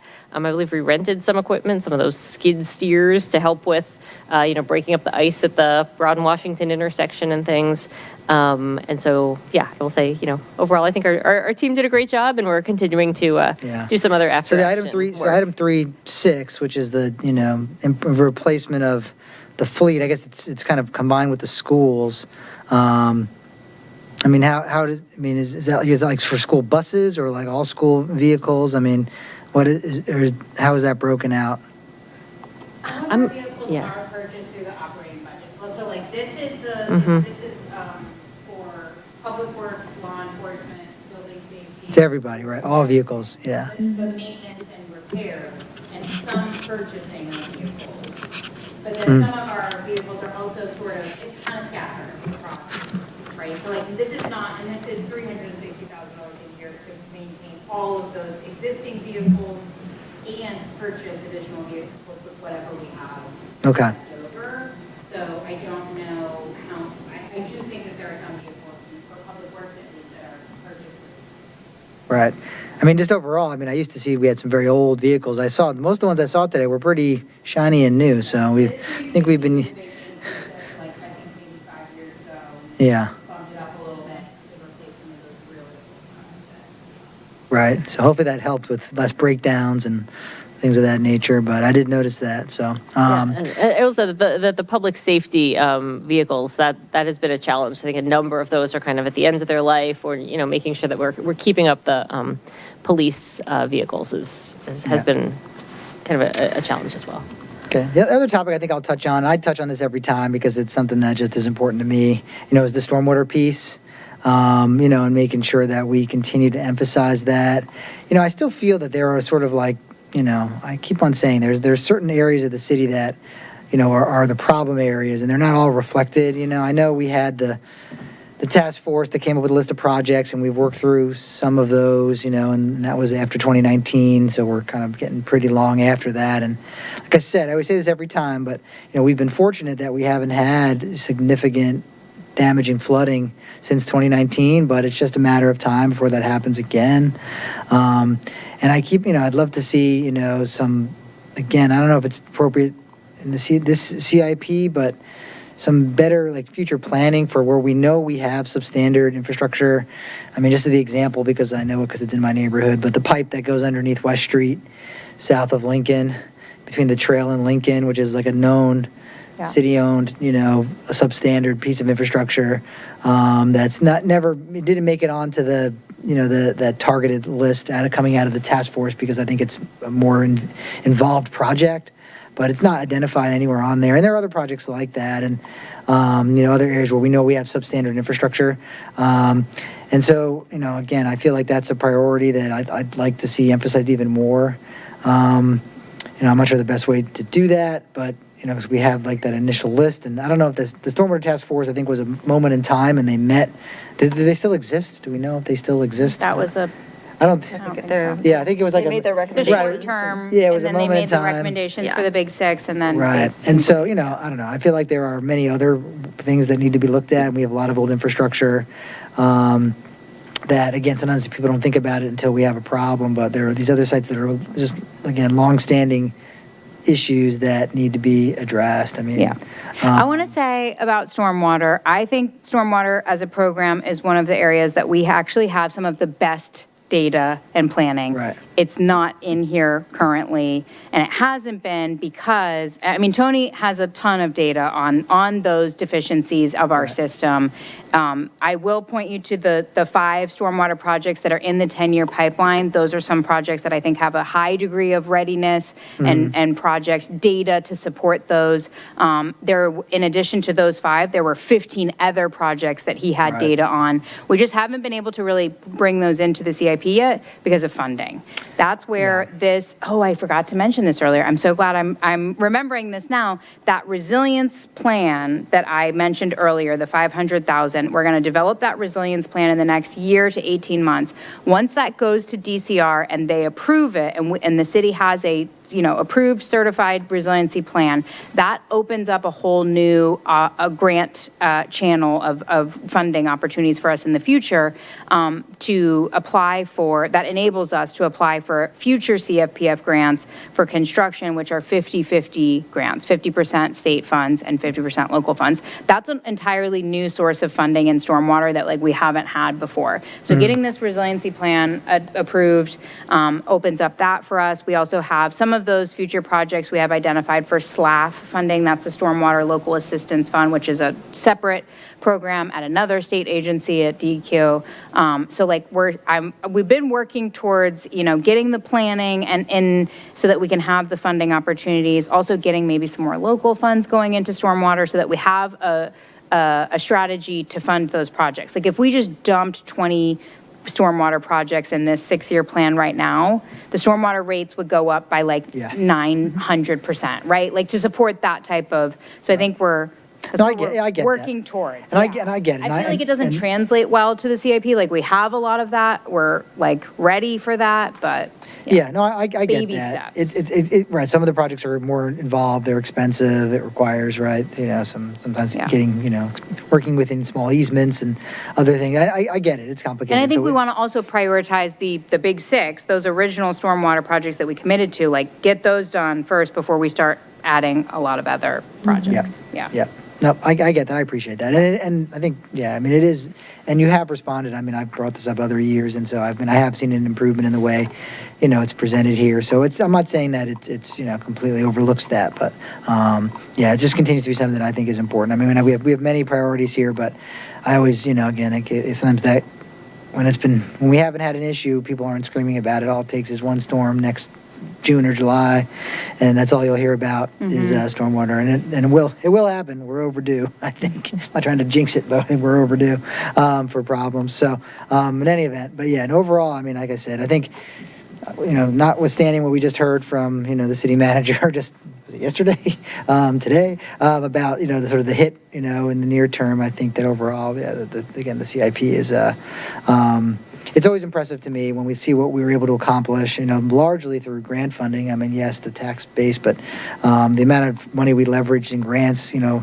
I always say, we punch above our weight as far as what a small jurisdiction's able to accomplish. I mean, I'm always impressed myself when I think I have a pretty good, my fingers on the pulse of stuff, but I constantly come across like a little kind of micro project at an intersection or a new curb ramp, and I'm like, how did we do that? When did we? I didn't even know about that. So that's great. I mean, so I'm always impressed by how much we have going on at the same time with a relatively small staff and small budget. It's impressive, and we do have to make tough choices like every jurisdiction does. And watch the local tax rate. The council wants to keep tax rate flat, I think, or close to it. And that's I mean, we also saw a big tax increase this year with increase in assessments, and so we're balancing that as well. I mean, people want things, but we have to pay for them. So it's a balancing act. I get it. It's never easy, but this is a pretty robust CIP despite some of the challenges and headwinds we have in the region too. I mean, to sort of like our overall budget picture, I think this is a pretty reasonable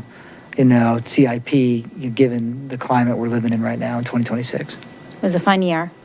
Right, exactly. Before even the thing with West Falls, it was it's a difficult climate we're in budgetarily, so appreciate that. Great, thank you, Mr. Krasner. Mr. Duncan? Thank you, Madam Chair. I'm not as an adept a chart reader as I wish I were. Could you, just in this one instance, crosswalk the chart you have up on the screen right now, school facilities reinvestment, with the pages dedicated to school facilities reinvestment in the notebook, page, section 3, page 13. So Yeah. how do these two things talk to each other? What is funded in FY27, if anything, in school facilities reinvestment? And what is funded, apparently, well, let me just stop there and stop talking. Yeah. Are they going to be able to do the bathrooms at Oak Street or whatever other facilities? Yes. They're not very So, specific. okay. Facilities reinvestments. Yes. So for school facilities reinvestment, that line item right there where we have it funded in 28 and 29, that's a new approach that we're taking this year. So last year we had the Oak Street 1.4 million, I think, or 1 million. And then we had Mary Ellen Henderson. I'm glad that we're talking about this. We had the Mary Ellen Henderson roof replacement for $950,000, like in the out years. That was unfunded. 29. We took the capital reserves that we had for those two projects. We sort of combined them into this this school facilities reinvestment bucket. I'll use that word, right? Like you said, we have a couple of those buckets. We created the school facilities reinvestment bucket that will be informed. The actual projects that will go into this program are unclear right now because they're going to be informed by the facility condition assessment that's happening this year, between the schools and general government. Same thing for general government facility reinvestment. Those projects will be informed by that FCA, the facility condition assessment. So in 28 and 29, we didn't have any funding in 27 for school facilities. In 28 and 29, I think we have $500,000 a year funded. Let me, Right. Yes, right? That's what I'm seeing. So basically, when we put that all together into one sort of program or bucket for school facilities, we said we're going to do $500,000 a year that we're just going to set aside. We're anticipating that out of the facility condition assessment, there's going to be some needs that come out of that for the school facilities.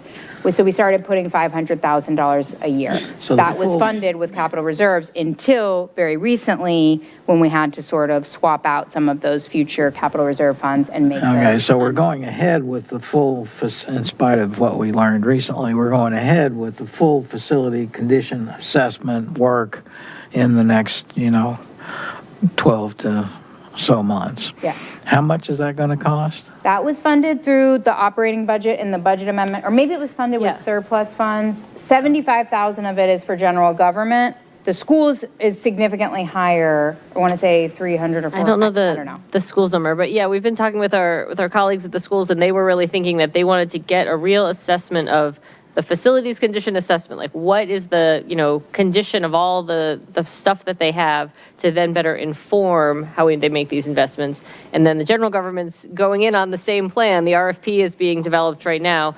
$75,000 was from that budget amendment for the general government Okay, side. So all right, that RFP will go out shortly. That's helpful. Okay, going back to what I was talking about earlier, I hope that we could sit down with our friends at the schools and make sure everyone appreciates the fact that the municipal facilities reinvestment needs are at least as great or greater than the school facilities reinvestment needs because of what we've done for the schools in the last 10 to 15 years and the capacity that the current buildings hold. I know it's not all about capacity, but,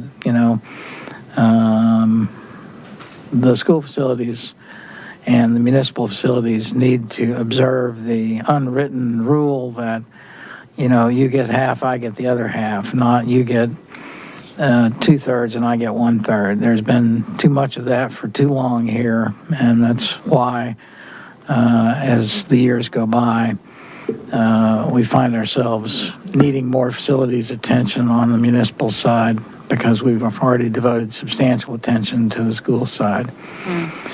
Okay, that's helpful. The other question I had, different track altogether. Back to your funnel chart. Is it a funnel or is it a filter? This one, yeah. Yeah, that one. I mean, okay, like the West Street bike connection. You made some reference to that. That's in the 10-year pipeline. Yes. Is that gonna is it gonna funnel through and be less connecting, or is it just gonna filter out and not be connected for a little while longer, or what's the status if my neighbor asks me, what are they doing about that West Street bike connection? What do I say and when do I say it?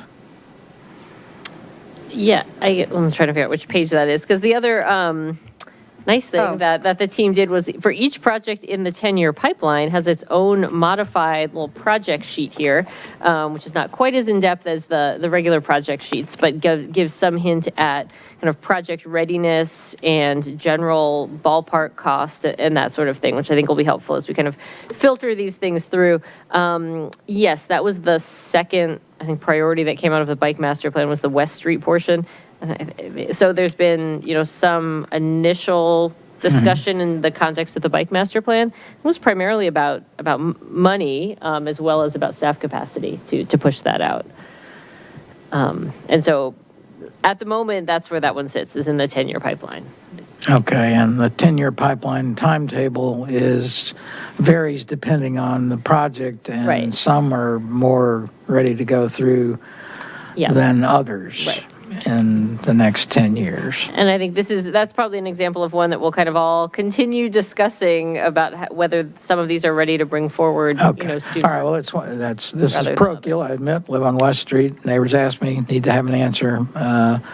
That's why I'm asking. I mean, are there interim things that we've already done some interim things, striping, painting, crosswalks, and so forth? The stop ahead pavement markings that used to be on the street are not there. Could we reinsert those, if we're not going to do a major bike connection shindig for another 6 or 8 years? That's a lot of people running the stop sign and speeding for 6 or 8 years that might be cut down if we made a short-term investment. Okay, you get my point. You see where I'm going. Last question. In 300 words or less, what do you do you do when you hear the words growth pays for growth? Growth needs to pay for growth. This is a recurring theme in our civic dialogue, and I hear you say for stormwater and so forth, we're just going to raise the rates and growth's going to pay for itself. Does that carry across other expenditures, or are there situations where, we're behind and it's going to take us 10 years to catch up because of the nature of the city and when it was settled and how the infrastructure was laid in? Or, are we going to get ahead? Are we going to try to overbuild so that we can take more growth in? What's your approach to that philosophy or that question? I think so in sewer at least, and the projects that we have, so the sewer program overall is $33 million, which is not significantly different than it was last year. The growing costs that we see in this year's CIP are related to those capital improvements that I mentioned earlier at Alex Renew, which is like this, essentially this like generational investment project that just has to be done. It is to rehabilitate the facilities and the systems that are there that are sometimes 60 plus years old, not related to growth and development in the city of Falls Church. That's like a regional reinvestment that needs to happen. Some of the other projects that we have in there that are more substantial, again, not related to development. We actually, that additional capacity purchase that we had in there last year for the Alex Renew sewer capacity that we said, well, we probably are gonna have to do this in fiscal year 30. This year, we've moved that out into the 10-year pipeline because we actually may not need to do that. So I think really what we're seeing, the increases that we're seeing and possible rate increases that we're seeing in sewer and stormwater, to me, are much more related, and that's evident through the projects that they're funding, related to aging infrastructure and reinvesting in that infrastructure and those systems that we have needed to do and been, and that regionally our neighbors are also have been needing to do, and it's just there is no more deferred maintenance for this now. We are reinvesting in these systems. All right, well, that's not a cause of new people moving into the city or new businesses starting Correct. up. That's everybody. In fact, the more, well, I won't say that, but Don't go that more far. payers, right? Like the, That's my line, so you don't have to take that up. okay. Okay, thank you. I think that's an important thing to introduce into the dialogue, so people, who are maybe new to the city don't realize that what you just said, things that were done 60 or 70 years ago when the city was settled have to be done, sometimes for the first time. Same thing for Redone for the stormwater, first with time. the deficient stormwater systems and connections that we Right. have, like those, that is what's going to increase the stormwater rate, is adding those projects in to address deficiencies that are causing flooding to people's homes. Yeah. Okay, thank you very much. Amanda, you're off the hook on that question for this time. I'd like to point out that we have a graphic example of what happens with deferred maintenance going on right now in DC. 40 million The sewage gallons of the Potomac. of concentrated sewage right. going into the Yep. Potomac was because of Yeah, the worst old spill in US infrastructure. It history. was I not think. growth, it was Yeah. old I had to note infrastructure. that none of the city's sewer sheds connect to the Potomac interceptor. Yeah. In case that was brought up And tonight. our drinking water is upstream Upstream, of that. yes. That's very important to know. Mr. Kravinsky. Thanks. So first of all, kudos on the report and kudos on this presentation. I'm not quite sure how you keep all of that information organized in a coherent way, but great you. job. Just a couple of simple questions. We've asked the question a couple of times over the past year about grant funding with the assumption that in the current environment it was going to decrease. I thought you mentioned early on in your presentation that you're seeing an increase in grant funding. That there was more grant funding coming in over the Did you say that? I can't remember, in this year's CIP that there, you mean tonight's presentation that Yes. there, we have seen an increase in, I mentioned that our $162 million total this year is higher than what we had last year with $148 million. That's almost exclusively because of those two grant applications that are pending with MBTA right now in transportation, the Haycock Road and Annandale Road multimodal, those total like 45 million. Oh, okay. So like that's the So whole it's just reason two- why we're two higher big this year. We grants. would have been lower than last year's, right? Because like I think we were sort of anticipating to have like a more conservative, more modest CIP this Sure. year in light of some of The the. environment. Yes, yeah. So that's what I was trying to point out, is that like there are two specific grants that really contributed to that increase in our total this year. Okay, that makes sense. And then on the unfunded chart that you had up here, just can you confirm that all of those projects' years are like severable? So the one that jumps out at me is the IT core infrastructure. If we start down the road of 27 and 28 funding, can you, if it's unfunded in 29, can you just turn it off without, or is the 29 funding level tied to some continuation of the 28 funding level? Yeah, that you I have think to- the best way to answer that is that in these projects where you have funding in every single year, that's sort of a continuing or ongoing program or bucket, as we called it earlier, where we invest into that every single year for ongoing improvements in that area. So no, we cannot turn off IT core infrastructure.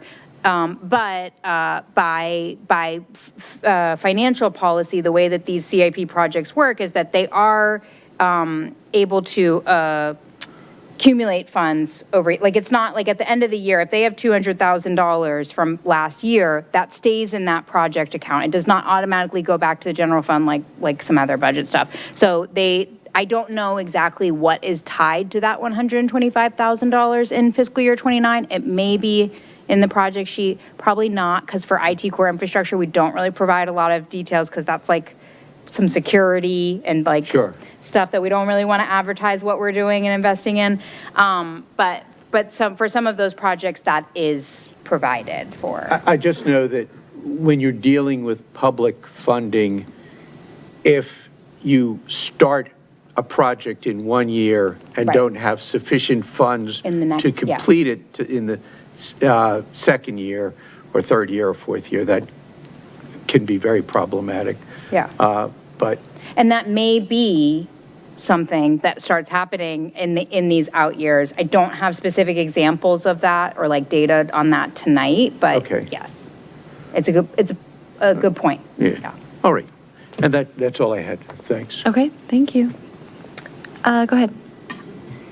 Thank you. This is, as always, very comprehensive. A lot. And it's great what you guys are able to pull together and present and how clear each one of the project sheets is. And there's just tons of information with, across the fiscal years as well as, all of the other planning and sustainability features and things like that. So thank you. I can recognize how much work goes into that on a daily and yearly basis. So thank you. I was happy to see that the strategic project development for the master planning and utilizing that grant funding to kind of bring that planning forward to start as early as fiscal year 27, just for the very nature of the stormwater, to kind of help percolate some of those projects to kind of not only stormwater, but also for the sanitary and the sewer, right? And maybe it's, as we're discovering what needs to happen, that becomes leverage for voluntary concessions and things like that, especially with regard to capacity and development and all of that. So I think that's a really good use of that grant money. I did want to also just ask a quick question about, there's the Cavalier Park playground equipment. I was in the Rex and Park recent meeting, and that doesn't show up here. Is that because it's in fiscal year 26? It was previously funded, yeah. So that's an active, ongoing project they have funds for. They actually just received proposals of different playground designs that I think that they're going to be sharing in the next couple of months. Yeah. So yeah, that's active and ongoing, funded, yeah. Okay, no, that's great, thank you. And I think, everybody's pretty much touched on my little list of things that I wanted to discuss, so thank you. This is a great presentation. And we can keep talking and doing questions, next week or in between now and March 4th as well. So Great. if Yeah, there's any thank you. follow-up. Well, I have a few. Anybody else? Okay. I'll just echo Ms. Friedlander's comments about how detailed and comprehensive this is every year and how clear, which I think is so important for the public. These are big, complicated projects and it's a lot of money. And I think it's really important for the public to clearly understand where that money is going because it's their money at the end of the day. So thank you for bringing all that clarity to it. And for the proactive planning, I really appreciated the priorities that you identified for the CIP this year, the infrastructure reinvestment, progressive multimodal transportation, strategic project development. Those I think are the right ones. Like we've heard those priorities from the community. So I'm really happy to see it reflected in the CIP. Also, like as Ms. Friedlander said, a really big fan of the strategic planning for the master planning for the sewer and sanitary sewer and stormwater. I wanted those kinds of plans for a long time, so I'm really glad that we've been able to find the funds to go out and get them done. I know that will be a process that we'll all be going through soon, but regarding the 10-year pipeline, there are a few things moved in there, and maybe they've been in there, or maybe they've been in there, went into there recently that I think like bicycle advocates might be concerned about. I think all of those bike projects getting pushed out to 2032 or beyond was not really the vision that we had as a community when we passed the bicycle master plan. So those would be things that I would want to try to elevate into the CIP. I know there are a lot of other very worthy projects. So one way that we might think about it is like, what are the must-do things? I mean, there are some things in there that are non-negotiable. We have to pay for them. Yeah. Like if we need to buy additional sewer capacity in the future, right? Like we just have to do that as a community. And then I think I'd prioritize things that are really public safety issues, like the fire hydrants. To your point on project readiness, things that are really pretty ready to go or that present like really great funding opportunities. So projects that we could get through the process quickly and that we could also get funds to complete. As Mr. Stevens said, I'd also prioritize things. This is like talking about these unfunded projects and things in that 10-year pipeline that present some climate benefits to the community. I would put those bicycle master plan routes in that bucket of things that present climate benefits. And then things that I think, the community has stated that they really want or need or desire. But that would be the kind of way that I would think through what should be elevated from that 10-year pipeline. Because otherwise you're going to have a lot of advocates for one individual project, and I think we really need to think about it holistically as a community. What do we absolutely have to do, and what's really best for the community?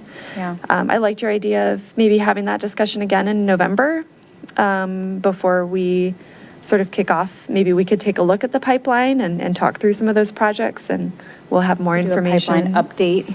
Yeah. So in general, kind of like, I know we talk about the CIP just like a couple times a year and we get the updates on the projects as they're going. But as the next CIP is percolating, if we can be helpful to you, I'm always happy to have you come and speak with us. Though I don't know. I don't want you to have super late nights all the time. I will say, I just want to say on the bike plan, specifically West Street moving out to the pipeline, that the bike, we have consistently come back to this with the bike route projects. It's a funding situation. So we have limited local funding available for all of our transportation projects, which include, infrastructure reinvestments and priorities of things that sort of are must do. That also includes WMATA that we have to pay every single year, right? Must do, like non-discretionary. So then that leaves like a bucket of money at the end of the day of local money that we can use for other transportation projects. Right now, that is, I think we have 1.5 million going, or what is the total cost for east-west connection? And over the And of those routes, that would be the Right. the priority. So that's the first one, and we've funded that with local funds. For the West Street bike route, we had previously recommended that for funding with federal grant funds. Not an ideal candidate for federal grant funds. Federal grant funds to administer the grant funds and to administer a project with federal funds is like, it's a big lift. It adds a lot of project time to the schedule. It's just a lot more work and in general. So it's like not ideal for a project like a bike lane, even a separated bike lane that's along a very long corridor that's a safety improvement, right? So that is a big part of the reason, and we've consistently come back to that with bike routes of like, they really ideally should be funded locally. We have limited local funds for them. Yeah. Okay. That's what, I just wanted to say that. of Yeah, like, no, I as far as understand. like project readiness, do you know what I mean? Like, I want to say that about bike projects. It's like, that it is a funding thing. yeah. One other thing on bikes, and I think maybe to follow on Mr. Krasner's question about plowing for you, Miss Brain, but we are installing more bike lanes. Do we have the ability to plow them?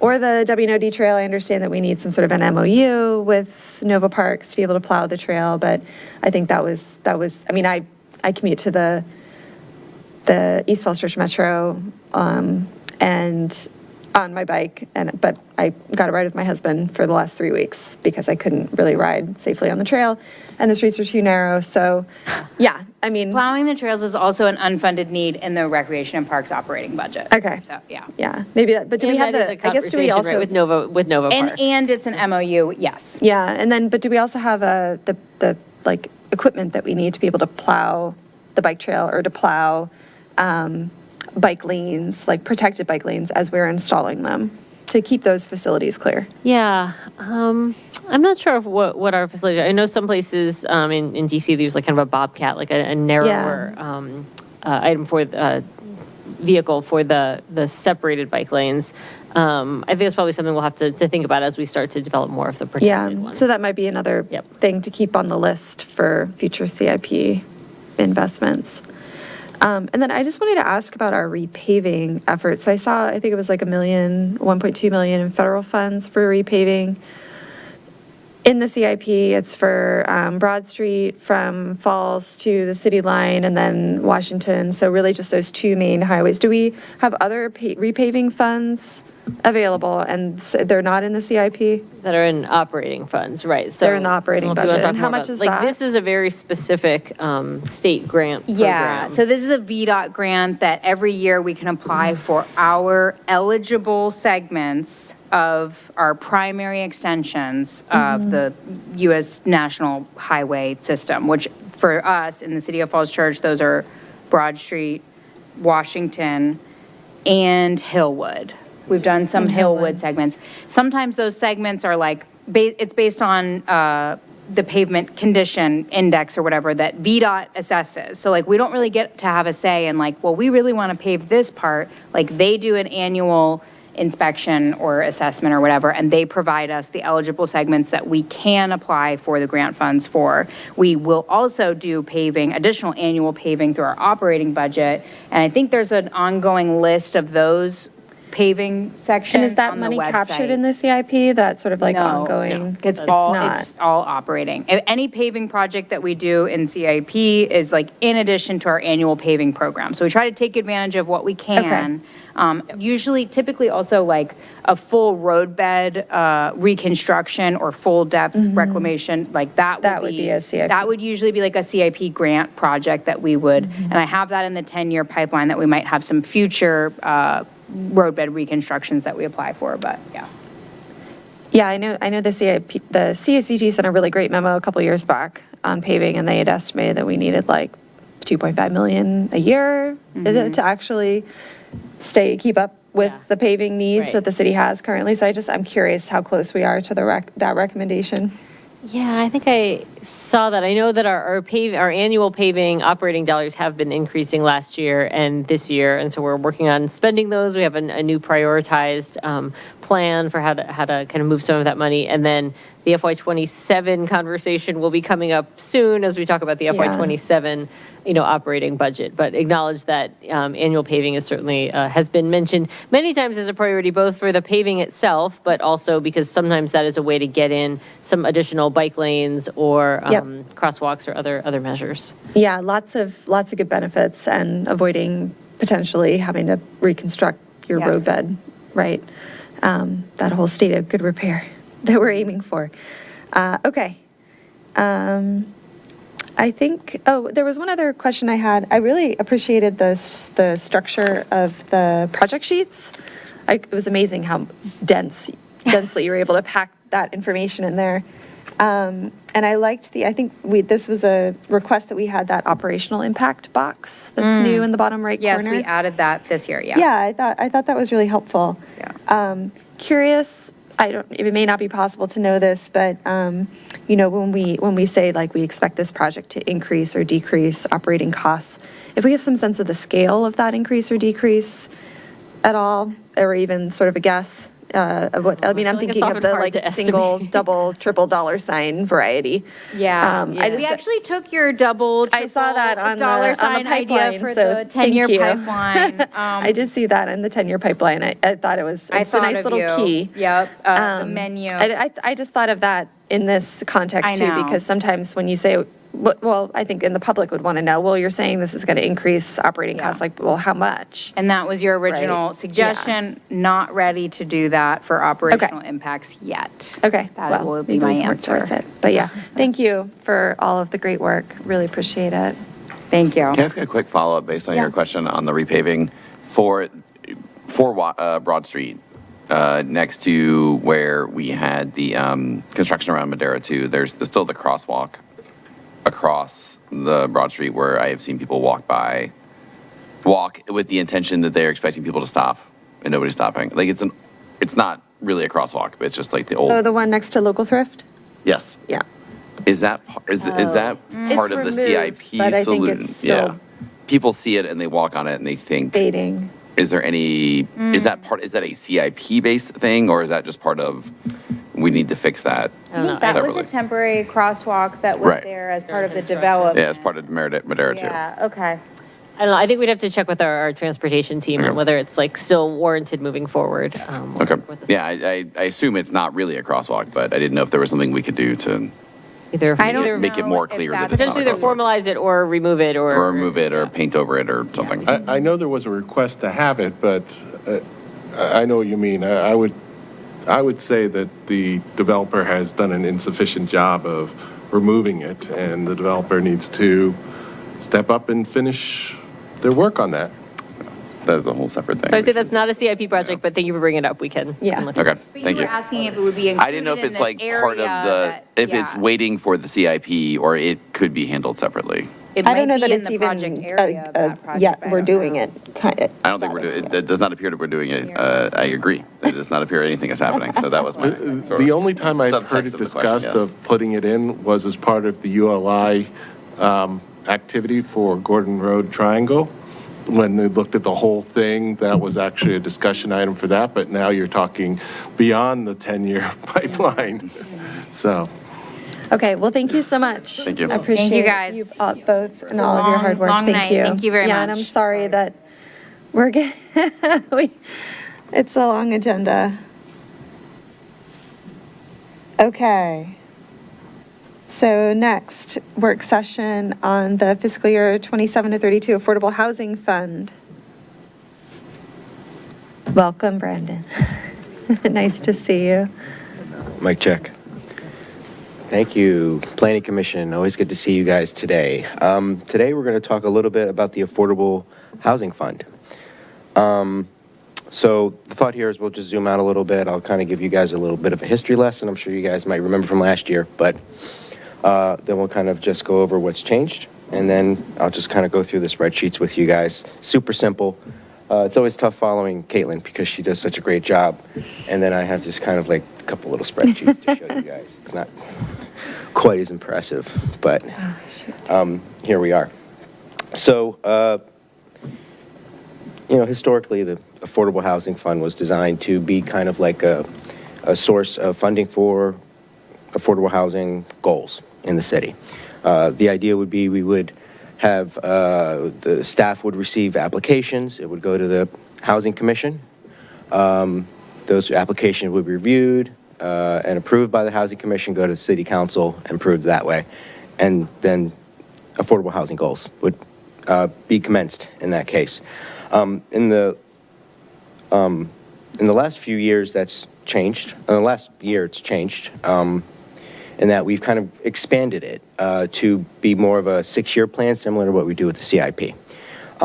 This was partly because of the Planning Commission, one of the reasons we're here today, because you guys wanted to have a more robust understanding of what was going on with affordable housing, which I think is a reasonable request. Where does the Affordable Housing Fund come from? Typically, it's a mix of several different funding sources. It's basically a series of bank accounts. One of those funding sources is local funding from the city.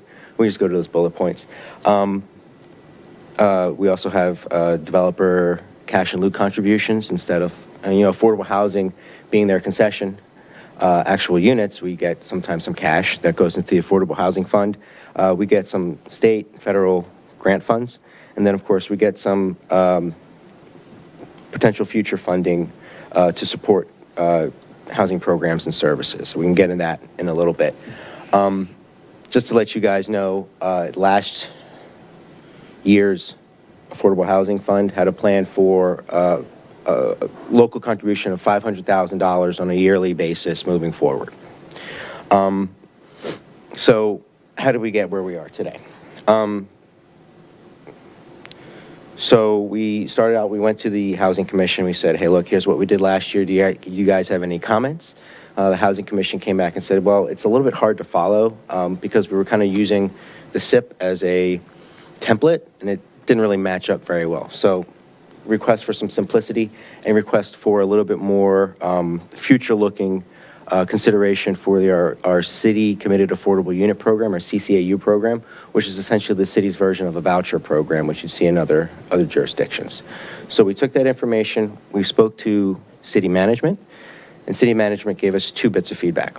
First of all, we're no longer getting $500,000 on a yearly basis moving forward. We had some kind of hard decisions to make here in the city, and one of the things that took a hit was our future planning for affordable housing in this case, because we made some assumptions about our investments that are not currently realistic at this point. So instead of $500,000, we're now going to be looking at $200,000 moving forward.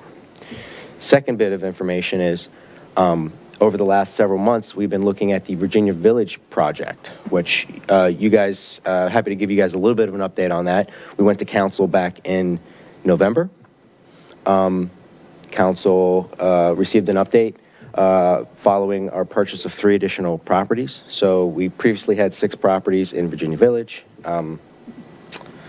Those 3 properties make it 9. And the idea was we wanted to consider what our development options would be for those properties once we reached critical mass. Well, now that we have 9 properties, 9 out of 20 properties in the neighborhood, we think that might be good in time for an inflection point for that. And one of the things that we decided was we wanted to go speak with our development partners abroad and get a sense of what we can do with what we currently have. And a lot of the feedback we got was affordable housing is feasible in this site.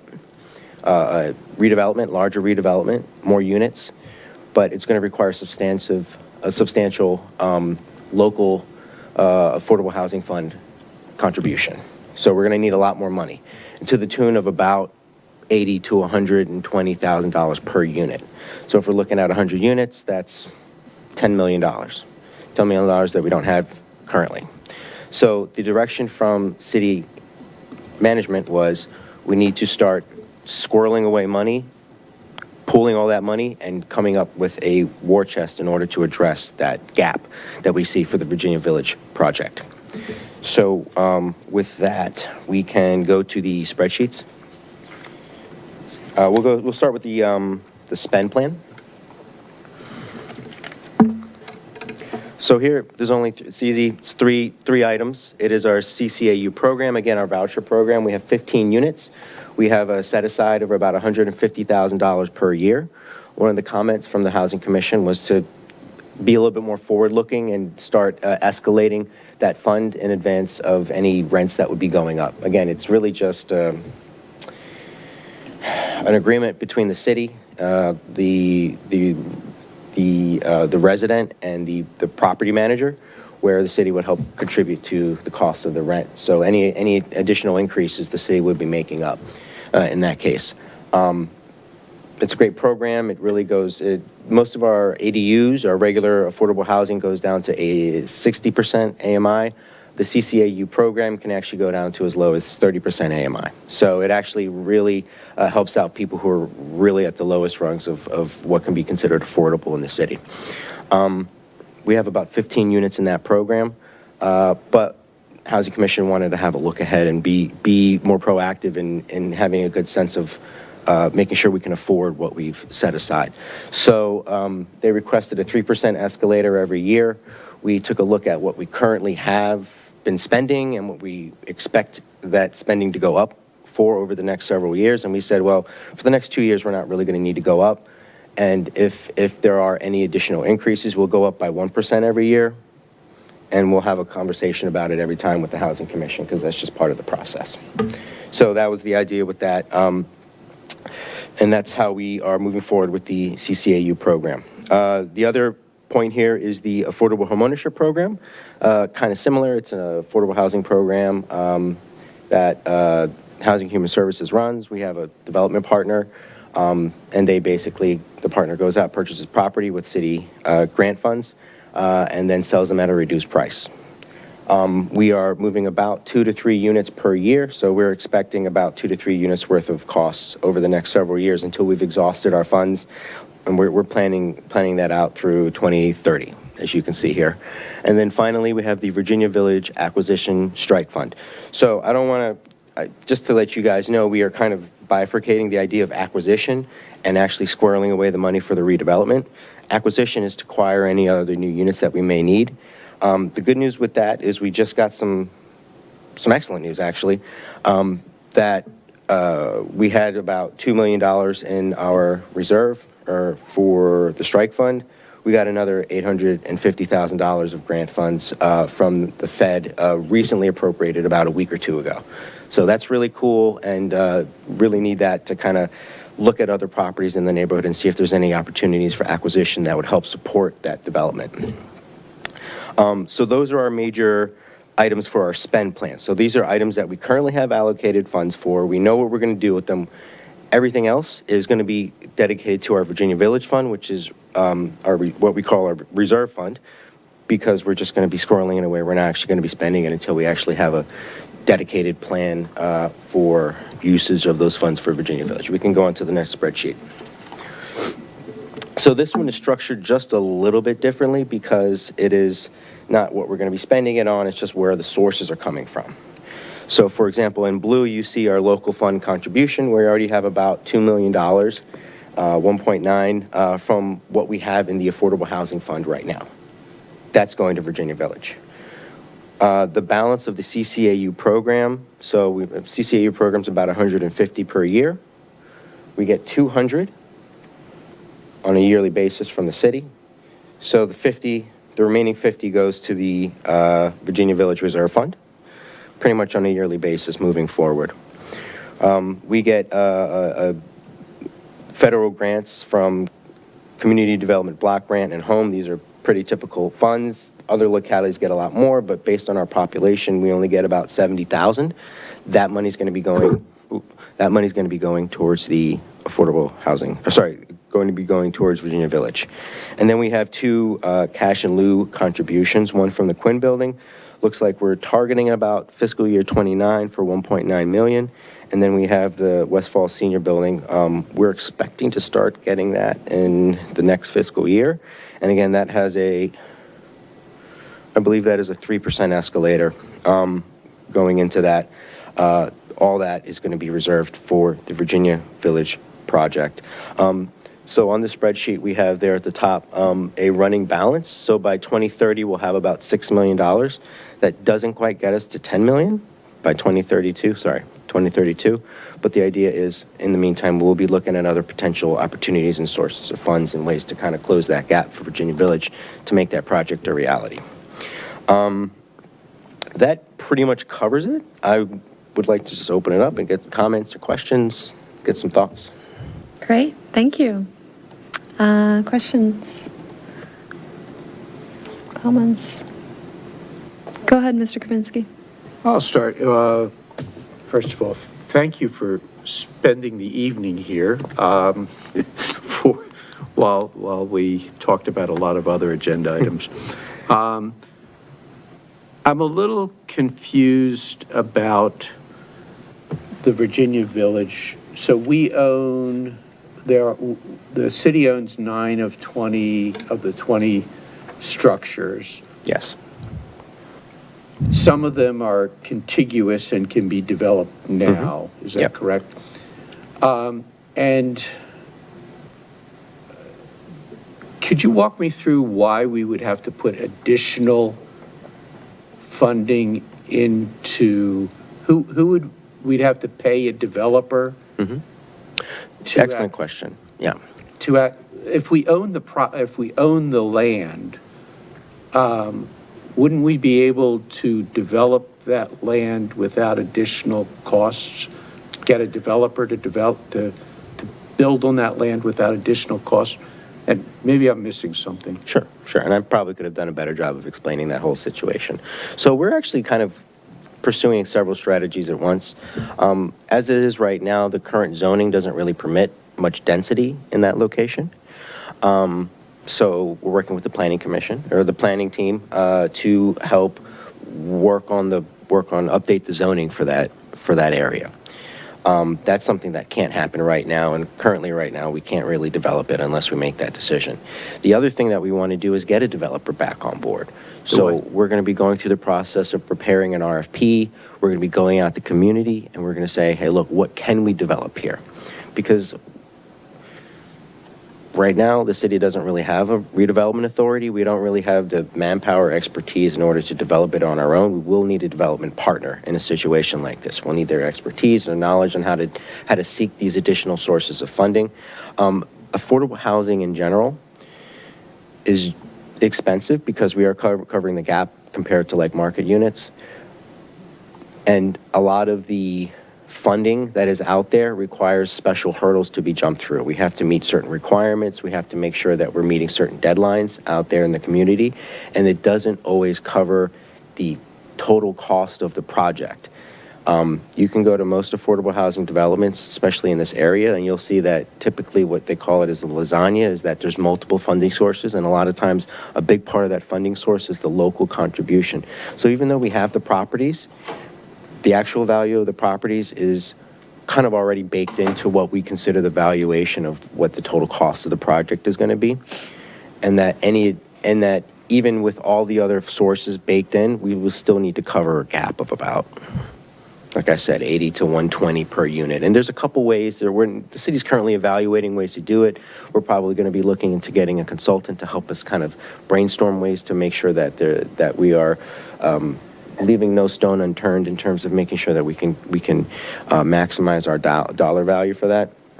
And I guess in the meantime, we're going to be pooling all our resources to make sure we can actually contribute any money that we might need in order to make that a reality. But I will actually also mention that Housing Human Services, my team is going to be going to council on Monday and talking about some of the other methods of securing affordable housing, such as preservation. I think that's going to be a pretty interesting conversation because it's like there's one way to contribute to affordable housing is Virginia Village, is the redevelopment aspect, and then there's also preservation, right? We have this opportunity for several ADUs that their covenants are expiring over the next decade or so. Is it worth extending those covenants versus pursuing Virginia Village as an opportunity for creating new affordable housing? These are just kind of ways to figure out what's the best return on investment for the city in terms of how to allocate resources.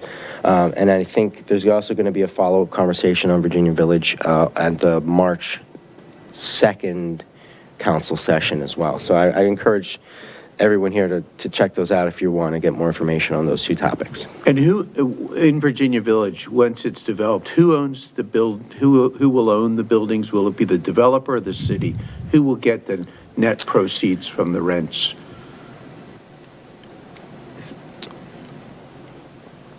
I'm going to say it's going to be probably the developer. It really depends on how the RFP is structured. But in my experience with these things, typically we are donating this land for the concession of we expect some affordable housing, land and money, right? Land and local contribution with the expectation of maximizing affordable housing that's going to be on this site. So right now we have what we call preserved market rate affordable there. They're all one bedrooms. All these properties are quadruplexes, so there's 4 one-bedrooms in each property. So if we have, 9 units, that's 36 units, right? We want to triple or quadruple the amount of affordable housing in this location. And so we would, donate this land and hopefully get that much in affordable housing back, and especially with much longer covenants than we would get in like other properties. And is there thinking about developing the land so to offset the additional cost to the city, that some of that land could be developed as market rate land? That is absolutely one of the considerations we want to evaluate, right? We're going to talk to a consultant. We're going to talk to development partners. I think that's part of the expertise that we're going to be trying to leverage here, is trying to find out what are some of the options in order to first of all, close that gap, right? That's a lot of money to spend on a project from the city's perspective, right? We're not DC, we're not Arlington. We don't have a war chest of hundreds of millions of dollars. We were just talking about the CIP here. So, it's important to remember that we don't have all the answers, but what we're doing is kind of taking the steps in order to get those answers over the next 5 to 6 months. Got it. Thank you. Great. Any other?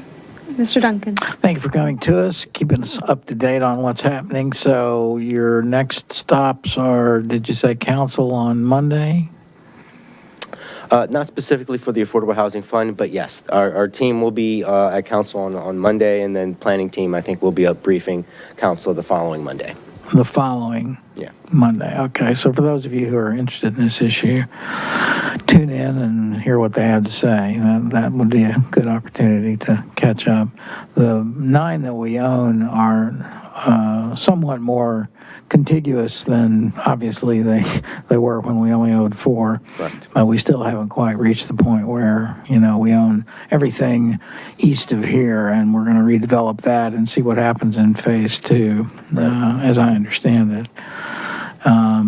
Where does the current buy downs in the existing buildings that expire over the next 10 years, what sort of dollar figure does that cost us in any given year right now? I mean, what's the value? Not cost us, because presumably the developer signed on and doesn't cost us anything, but what would the cost be? Right. So that's actually what the specific topic is on Monday. I actually spent like the last week preparing a spreadsheet for all that information. Mm-hmm. I don't have it off the top of my head. Okay, that's all right. I will tell you that what I uncovered was that it seems even if we are spending dollar for dollar the value of the difference between the ADU rents, tracked over time based on a discount rate, you're still going to get much better value going with Virginia Village right now. Because we have the land that we've already owned, mostly purchased with, we've purchased it with some city funds, but a lot of it was with grant funds. You're going to be spending less money for those units, and you're going to have much longer covenant periods on those units, right? Like maybe in 10 years you can buy them down for less than what we spend on Virginia Village, but if you're going for 20 years, no.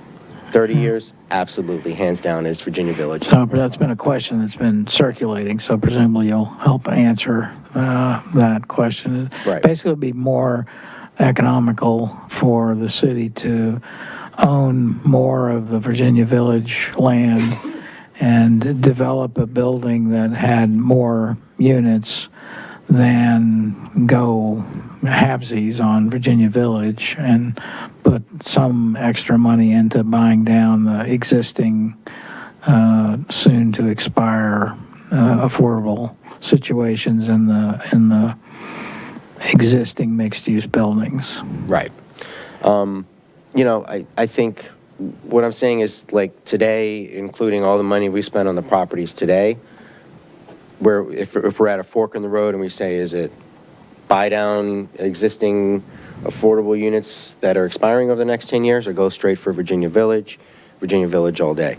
Now, if we were to start from scratch, I think probably extending the covenants would make more sense, but that's not really where we are right scratch. now, right? We're already in Virginia Village with the 9 units, almost half of the development. Yeah, well, we've already that's where we are. committed to a certain degree. We should go forward. You haven't mentioned the fields yet. That's a separate LIHTC situation, but can you give us just a little update on what might be going on there with federal tax credits being soon to expire and what we're doing to deal with that? So, I'm not exactly sure what I can and can't share publicly, but I will say that we have had discussions with the developer, and we don't anticipate, we are optimistic that we will be able to extend the affordability units there in that property without the city contributing local dollars to that.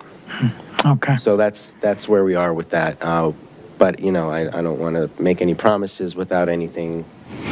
We won't hold you to it. Okay, thank you. Well, I think a number of us on Planning Commission and certainly many in the community are very interested in what you're doing, and we'll be following it closely and looking forward to opportunities to get the public up to speed on however much information can be shared. So we look forward to hearing more from you soon. Sure, I do too. Thank you. Great. Any other questions, thoughts? We're closing in on 10:30. Do we want to do a quick motion to extend the meeting time? Move to extend the meeting till 10:45? 10:50. 10:45. Do I hear 10:45? Gone, 10:45. The chair knows how much is left. I don't. 10:15 is come and gone, Mr. Duncan, so 10:40. 10:50. 10:50. Oh, 50. I misheard you. Yeah, no, I'm not that out of tune. Is there a second for 10:50? All in favor? Aye. Okay, thank you. It's just in our rules of procedure. Thank you so much for coming out tonight and for sticking with us so late. I really appreciate it. Happy to be here. So just so I understand the different programs we have and what is sort of going to be an ongoing, the Affordable Home Ownership Program, did you say that you expect that is going to wind down? Or is that something that's going to be ongoing for the foreseeable future? It's going to wind down. It came through the Amazon Reach grant funds. We got about $4 million for it. We got a small increase of, I think, $150,000 to help larger households, but we don't have any sustainable funding for that program. Okay. And I would say, just cost-wise, it's not a very cost-effective. You're probably looking closer to about $200,000 per unit for that program versus like some of these other programs which are closer to $100,000 per unit. So Yeah, that makes sense. I know it's helped a lot of people. So it has, yeah. It's understandable. We really need to If we find more grant funding, happy to Yeah. extend it, you know? Yeah, right. So the CCAU program will continue. Yes, we have fairly long-term plans for that program. Okay. And then Virginia Village is Yes. sort of its own special beast. Right. Again, and that, on the spend plan, if that's what you're looking at, that is specifically for acquisition. So the hope is possibly 3 more properties in the development and ones that help us move forward with a more robust development plan. Yeah, go ahead. Actually, I did have a question on Virginia Village. There was some talk at the last EDA meeting about forming a steering committee. Is that something that's still underway? Yeah, I think there's kind of several modes going on with that development. We have the planning side, we have the RFP side. I think specifically the planning is going to be very public over the next several months in order to make sure that everyone's clued in on what's going on with the future of that development. In terms of a steering committee, I haven't had any specific conversations about when that would start or who's going to be a part of it. Okay, I thought that was in the, White Shields had a kind of a game plan, so to speak. I forget he had a better term than game plan, but that's essentially what it was. But yeah. And part of that plan was to have a steering committee, members from various sources. And it just struck me that having possibly a member from the Planning Commission might be a good idea. Since there may be a rezoning of that property that's in the cards in the future, that would be pretty good to have somebody from the Planning Commission. I don't disagree. I think that would be an excellent idea, and I think you guys are going to be pretty pivotal, especially on the zoning piece, over the next several months. Yeah. That's a hint. What's that, Mr. Duncan? Madam Chair, are we invited to a joint meeting of the council and others on this topic sometime? Seems like I remember seeing that on the council schedule. It's not familiar, so. Jack, does that ring any bells? Can't remember when they talked about it. I think there was a previous item that got taken off the agenda that the Planning Commission and EDA were going to be invited to a joint work session for that same evening. I don't think that's on the agenda anymore. It wasn't for Virginia Village.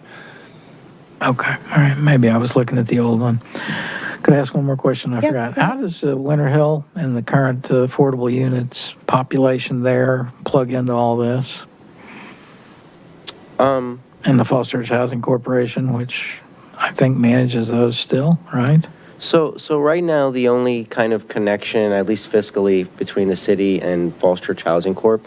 has been our recent approval of CDBG funds. Yeah. Typically, we have those rounds of CDBG funds essentially as we offer to the community. Some folks apply to it, and Falls Church Housing Corp. has been pretty regular about applying for those funds. We recently just awarded them 3 grant years, which is almost, I think, $200,000. So a significant sum over the last few years. We're in the process of dispersing those funds to them. It takes a while. It's a contract between the city and Fairfax County. But we don't have a future roadmap for how to kind of be in partnership with them. And I think that's probably one of the things we'll consider, especially since we are dedicating all of our funds from, especially for CDBG and Home, to Virginia Village. We don't have a plan for how we're going to support some of our other partners that have been with us for a long time. That's why I asked. So Homestretch with Home and Falls Church Housing Corp. with CDBG. Presumably that will force them to the table to have some discussions about if they're relying on that. I mean, that's a population that's been served for quite many years successfully, and so. Right. I do think the city supports them in other ways as well. I think they do some gratis trash pickup and stuff like that. Maybe some leaf pickup and stuff like that. I'm not all privy to the specifics of what goes on over there, but I do know we offer some services to them. Okay, well, that's always been a little puzzling to me why there isn't a closer relationship. Again, if you've been around for a while, you know that was the affordable housing debate of the 1980s. And it was finally arrived at, and it's been very successful at serving the population that it helps. Most people don't know anything about it. They think that it happened, but it took a lot of political will and resources to make it happen. It'd be nice to get everybody on the same team and make use of the resources we have as efficiently as we can. Okay, thanks. I will say that we do work with not necessarily Falls Church Housing Corp., but their parent company, NHP, on the homeownership program. So we do have some projects with them. And, we, for example, met with them about Virginia Village to get some of their kind of expertise on affordable housing and get some resources from them. So they're certainly part of the team, I would say. Great. Well, thank you. Making the most with the resources we have is always the challenge. For sure. So I appreciate all of the hard work that you do to keep track of all of these many programs and the city's planning. So thank you. Sure, my pleasure. Thank you, guys. Great. Okay. All right. I think that takes us to our information items tonight. Any commissioner reports? Nope. I have one real quick. Go ahead. Just real quick. The Parks and Rec Board is going to hold a public meeting on the play equipment for Cavalier Trail Park next month. So bring the kids and let them discuss what they like about all the different scenarios that they have. So it'll be fun. Good. Thank you. My kids are probably too big, but they're too old. Yeah. Anyone else? Okay. Director's report. Mr. Matuzik's not with us tonight, so I think this is you, Mr. Trainer. Thank you. I'll take this one. There's only one item on the director's report, and it's a notice about a resolution that council is poised to pass at their next meeting, I believe. They had a work session recently on a update to the shared mobility devices policy pilot program, which is sort of a refresh from the pilot program that council initiated in 2019, I believe, that sought vendors that oversee, I want to get the acronym right, or I guess shared mobility devices, which are your kind of scooters and bikes like Lime bikes, Bird bikes. It's March 9th, not the next mobility. meeting. Excuse me? It's March 9th, not the next meeting. March 9th, thanks. So March 9th is when that'll be coming back to council next. My colleague Kurt Lawrence, environmental planner for the city, is heading this up. So he's provided all the kind of background material on this, including his staff report, which has all the history and kind of details of the pilot. So again, this will be a 1-year pilot where my understanding is during that time, the city will be getting feedback on how it's going. So any planning commission, involvement or feedback would be happening during that time. Do we know if there is a set of metrics or thresholds that would indicate the pilot was successful, or is it going to be mostly anecdotal feedback? Well, that's probably in the staff report, but I would imagine at least getting some vendors to apply would be a starting point. Sure, that's a good start. It's a good start. There was, I know that a lot of conversations were had with vendors about what went wrong with the first attempt at this, perhaps one being right before COVID.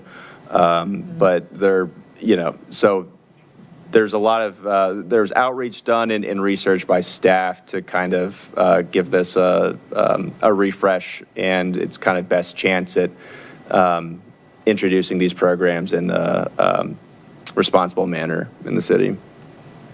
So, but in terms of metrics, I imagine that's in the staff report. I'm not totally familiar with it, but that's something we can report back on next meeting too. I'll check that out. Thank you. Great. Thank you. Any other questions for that? Nope. Okay. Oh yeah, do we have the look ahead? Yeah. It's so hard to see that screen over there. No, it's on the agenda. It's page 2. There's just one item now. Yeah. Oh, yeah, but yes. So We only have items scheduled for your next meeting, which is March 4th. Tentatively, we've got the Lee Park 2 subdivision plats coming at you. We're still waiting for those to be submitted, it's my understanding. So, but staff was anticipating this date. So whether that holds or not kind of depends on, obviously, whether the applicant submits. But we've got the tree canopy zoning amendments coming back for its public hearing, and then the CIP public hearing as well. And then that March 9th date, we've got a couple planning-related items going to council for their final considerations. And so that's kind of all we have right now for the look ahead. We don't have anything else scheduled ahead. So if there's any ideas or requests. May I make one request? Yeah, When we get finished down in Richmond, can you guys give us a official update on where the powers of the Planning Commission lie according to what did or did not pass in the General Assembly? I don't know when the best time to do that would be, but Okay. I think it's, Speaking of that, you just reminded me something. I think that already died. yeah, I know. I don't think you'll have to wait too long to give the official pronouncement, but it just seems like there ought to be something on the record since we, have been required to talk about it several times and vote on it once or twice. Yeah, one of many sort of interesting bills that's floating around down there. I think we might be exempt from it because we don't have a metro station within our borders as a jurisdiction, but I encourage everyone to read about Senate Bill 717. It's quite interesting, it would look to kind of preempt local zoning within like a quarter mile, but also up to a mile from metro stations. It's a little bit half-baked in my opinion, but it's, it would certainly be like kind of an earthquake level of change in the way things are done near metro stations. I don't know, it's had some legs down there. I think even though we are within those radii of metro stations, it's not the way the language of the bill is written. It seems to only apply to jurisdictions where the stations are located in. We are heavily covered by, it is applicable to us because it also incorporates large-scale bus routes. Well, bus rapid, yeah, well, I wasn't sure about that. I know it's like a BRT, so. When it was 3 miles, it basically covered the entire city. It's now, impacts within a mile. So it does impact us. And I do know the legislative committee and the legislative group is heavily focused on it. Right, because once you get from the way it's written, from one quarter, within a quarter, it talks about very high density, like allowing a minimum of like 6 stories and 10 units per acre. But even from one quarter all the way out to a mile, it would allow, like 2 units on every lot, and on interior lots, and like 4 units on corner lots. It's kind of odd. I don't know how the state legislators come up with this stuff. I don't think any of them are planners. But in any event, it's interesting. It's controversial. So, yeah. What are those bills? Senate Bill 717. Yeah. And so, yeah, and we, of course, we're the part of the cycle where you guys probably already know this, but they had the crossover, so things that were started in one body and passed go to the other, and then and it's up to the House of Delegates or the Senate to either, approve that or change it, or, so we're kind of halfway through, but there are some very interesting things floating around down there, and given that we have, all the houses are controlled and the governor's office is in the same party, some of the stuff could make it through. So especially stuff that affects local, and then of course there are all the jurisdictions are lobbying, and in addition to VACO and, some of the other groups that represent cities and towns and counties at the state level, but I encourage everyone to stay abreast of it. Thank you. All right. I think that There's a great article in the Post recently about the situation. Anybody read it in Percival? yes. If you think you're having a bad day here, boy, be glad that you're not out in Percival. Yeah, they are. They're having a hard time. You got to tell you, it's worth taking a few minutes to look it up and read it. It's quite something. Yeah. Bill, if you want, I can yell at you. Yeah, exactly. The designated yeller. All right. I think we're done with an extra 7 minutes to spare. Thank you all. No, not.